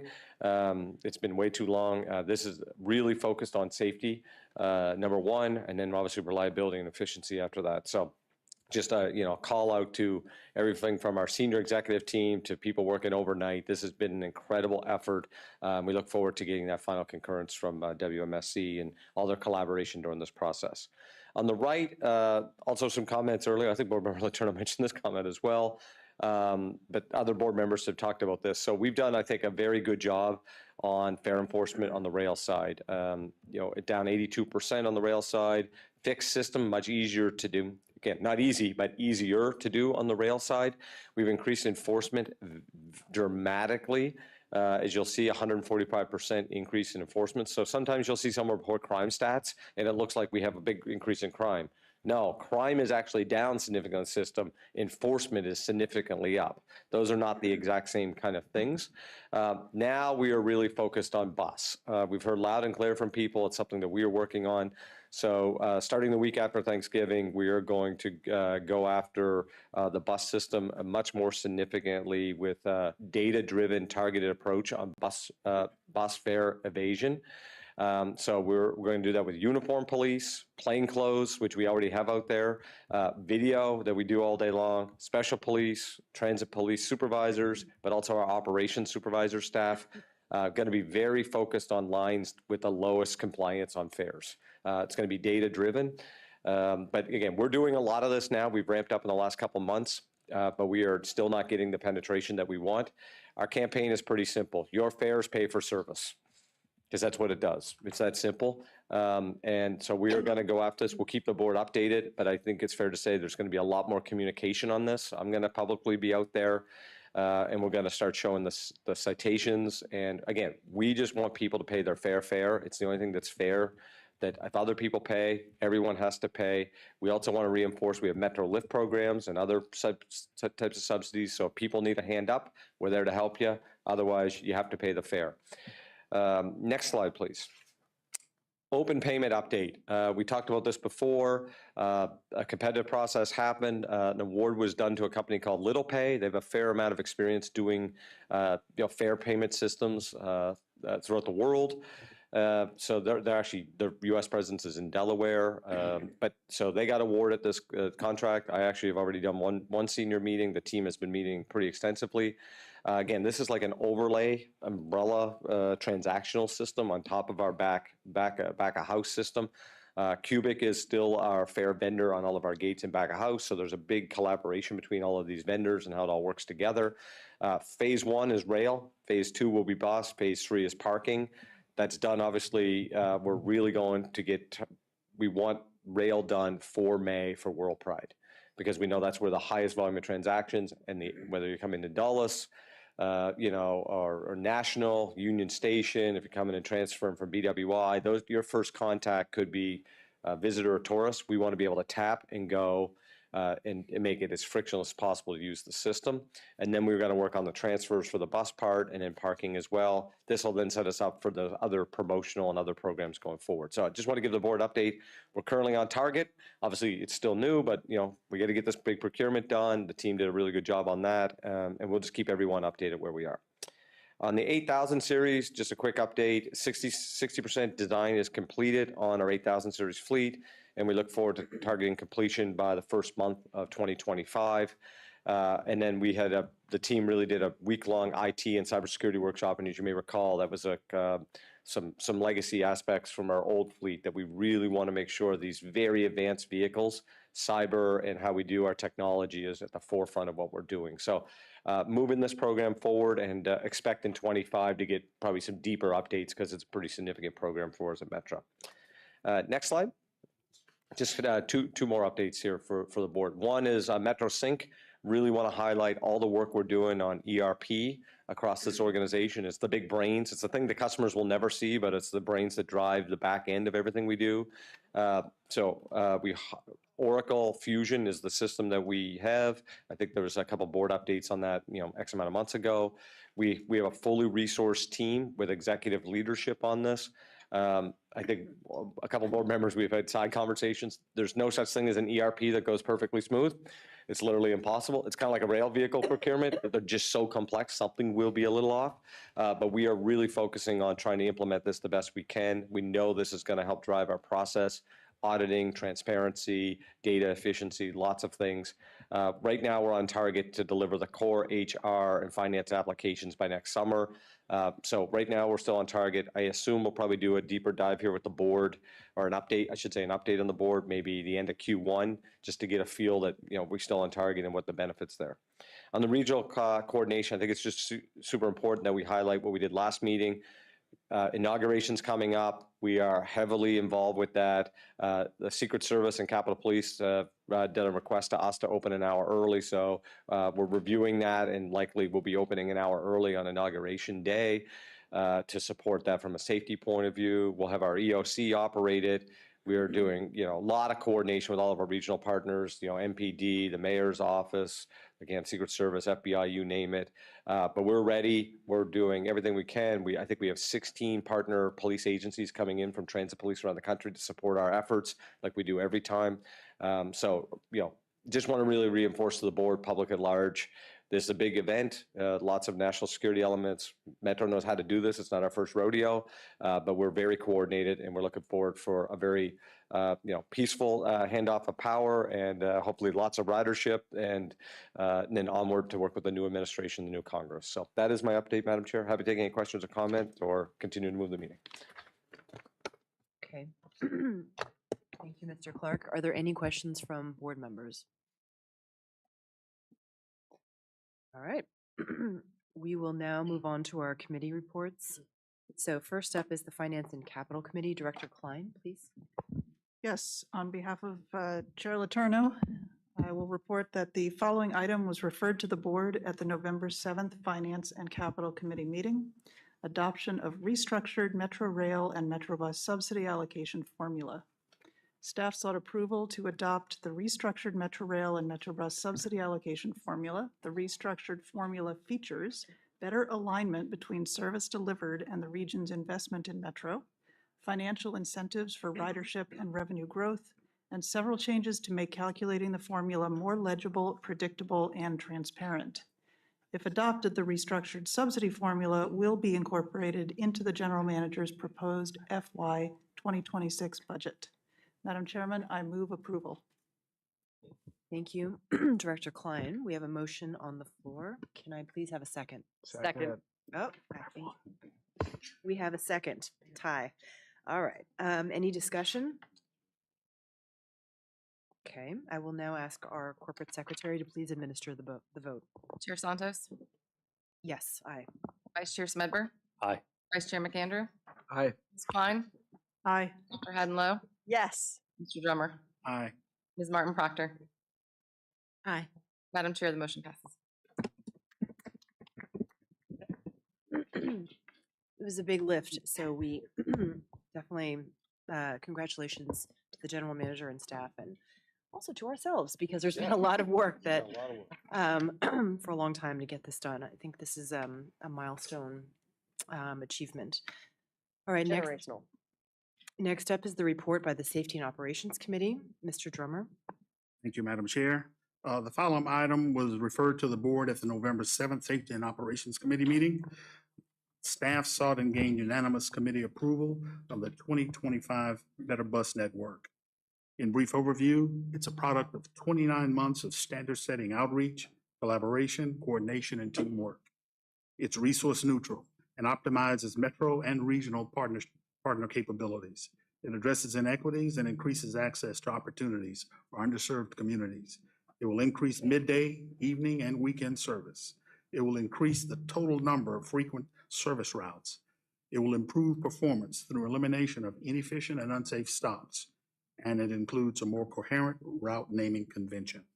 If approved, this revised network will begin as early as summer of 2025. Madam Chair, I move approval. Thank you, Director Drummer. We have a motion on the floor. Can I please have a second? Second. Oh, I think we have a winner. Director Lowe, any discussion? Okay, I will ask the board corporate secretary to administer the vote. Chair Santos? Aye. Vice Chair Smedberg? Aye. Vice Chair McAndrew? Yes. Ms. Klein? Aye. Dr. Haddon-Lowe? Yay. Mr. Drummer? Aye. Ms. Martin Proctor? Yes. Madam Chair, the motion passes. Another.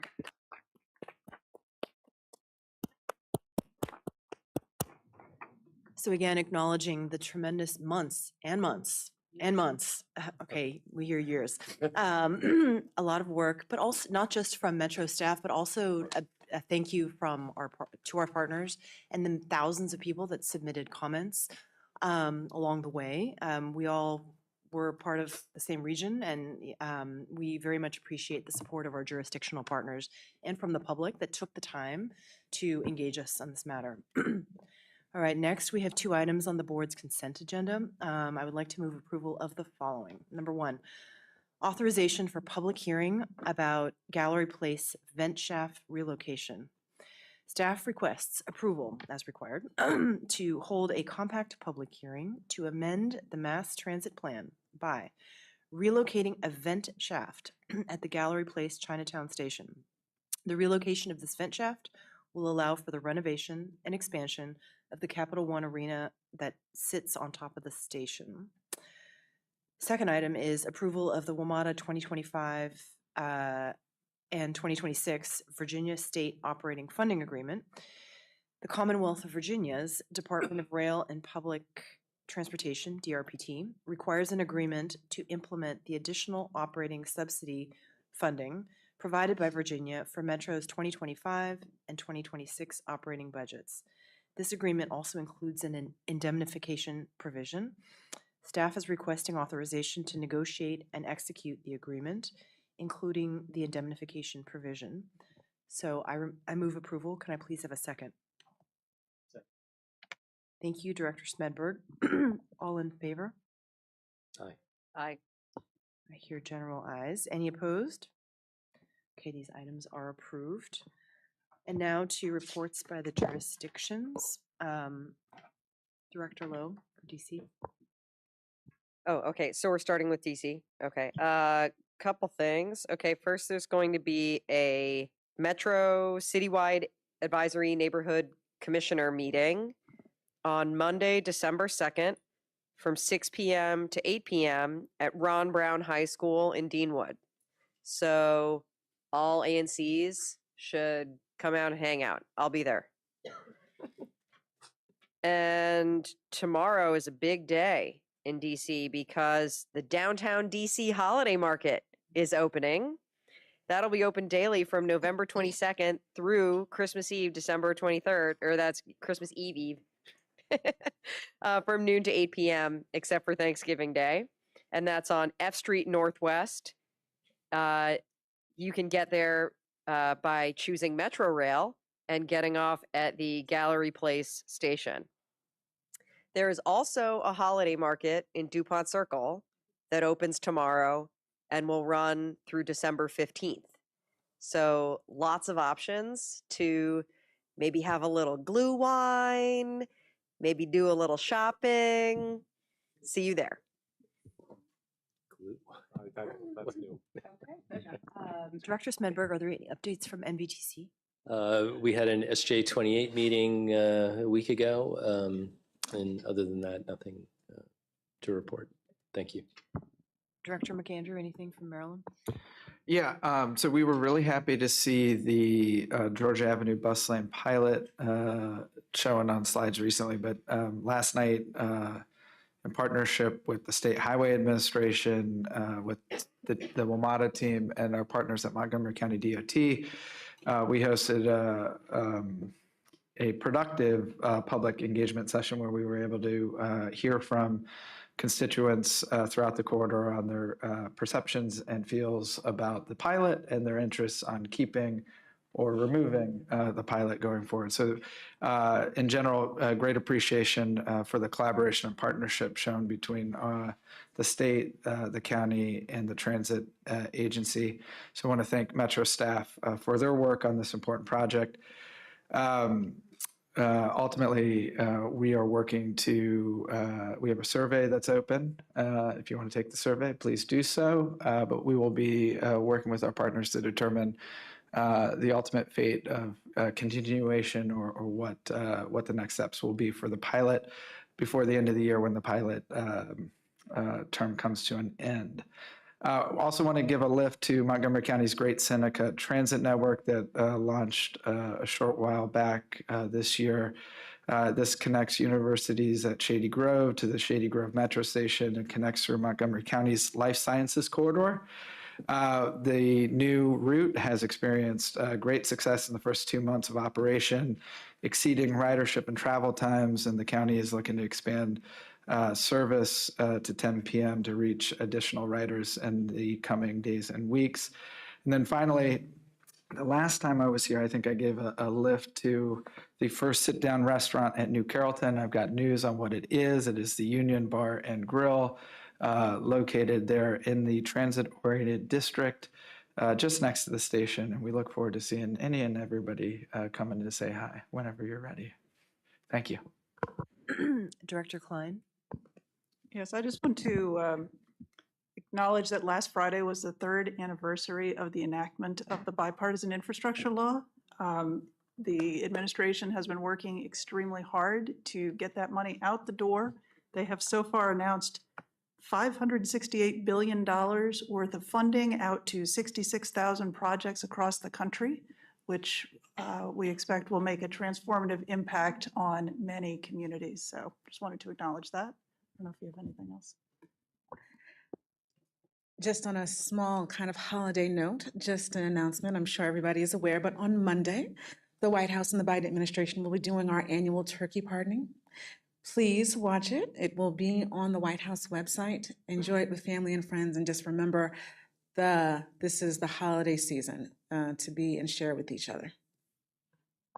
And on the topic of holiday, just asking our general manager, we have a Metro pop-up. We do. Well, first of all, I double down on that. As a vegetarian, we can pardon a lot of turkeys. I think that's good. I'll get some hate tweets on that one probably. But I meant to mention, thank you, Board Chair, that on the 30th, Sarah, please tell me if I get it wrong. Good, I'm getting it correct. Metro will do for the second time our holiday pop-up store at the MLK Library. This year, expanded size with even more selection. Appreciate our partners at the library. It's right outside the downtown holiday market. Last year, we sold an enormous amount of merchandise, a lot of Metro brand, and this year we look forward to everyone visiting. Also, for everyone that ordered the quote-unquote holiday ugly sweater, which actually I think look good. They are in shipping process right now, and we sold an enormous amount of those in a short amount of time. So Is that going to cut down on the PM? We'll be not that we didn't do that kind of sales, but it is amazing to see the pride in the community on Metro gear. It's great. So thank you, Chair. Thank you, General Manager. Okay, with no further business to come before the board, we stand adjourned. Thank you for joining us today. We will now move to board executive session. So in accordance with the bylaws, I, Valerie Santos, request the Board of Directors convene an executive session to discuss the following matters pursuant to Article 2, Paragraph 9, subsections A, which is budgetary matters that may affect legal positions, WMATA contracts, and sensitive relationships with local jurisdictions in the federal government, and C, personnel or labor issues, including discussions of labor contracts and labor negotiations, consideration or interviews of candidates for employment and the assignment, appointment, promotion, performance, demotion, or resignation of individual. Is there a second? I think I heard a second from Director Klein. All in favor? Okay, I heard all in favor. Great. Any opposed? All right, the ayes have it. Thank you very much.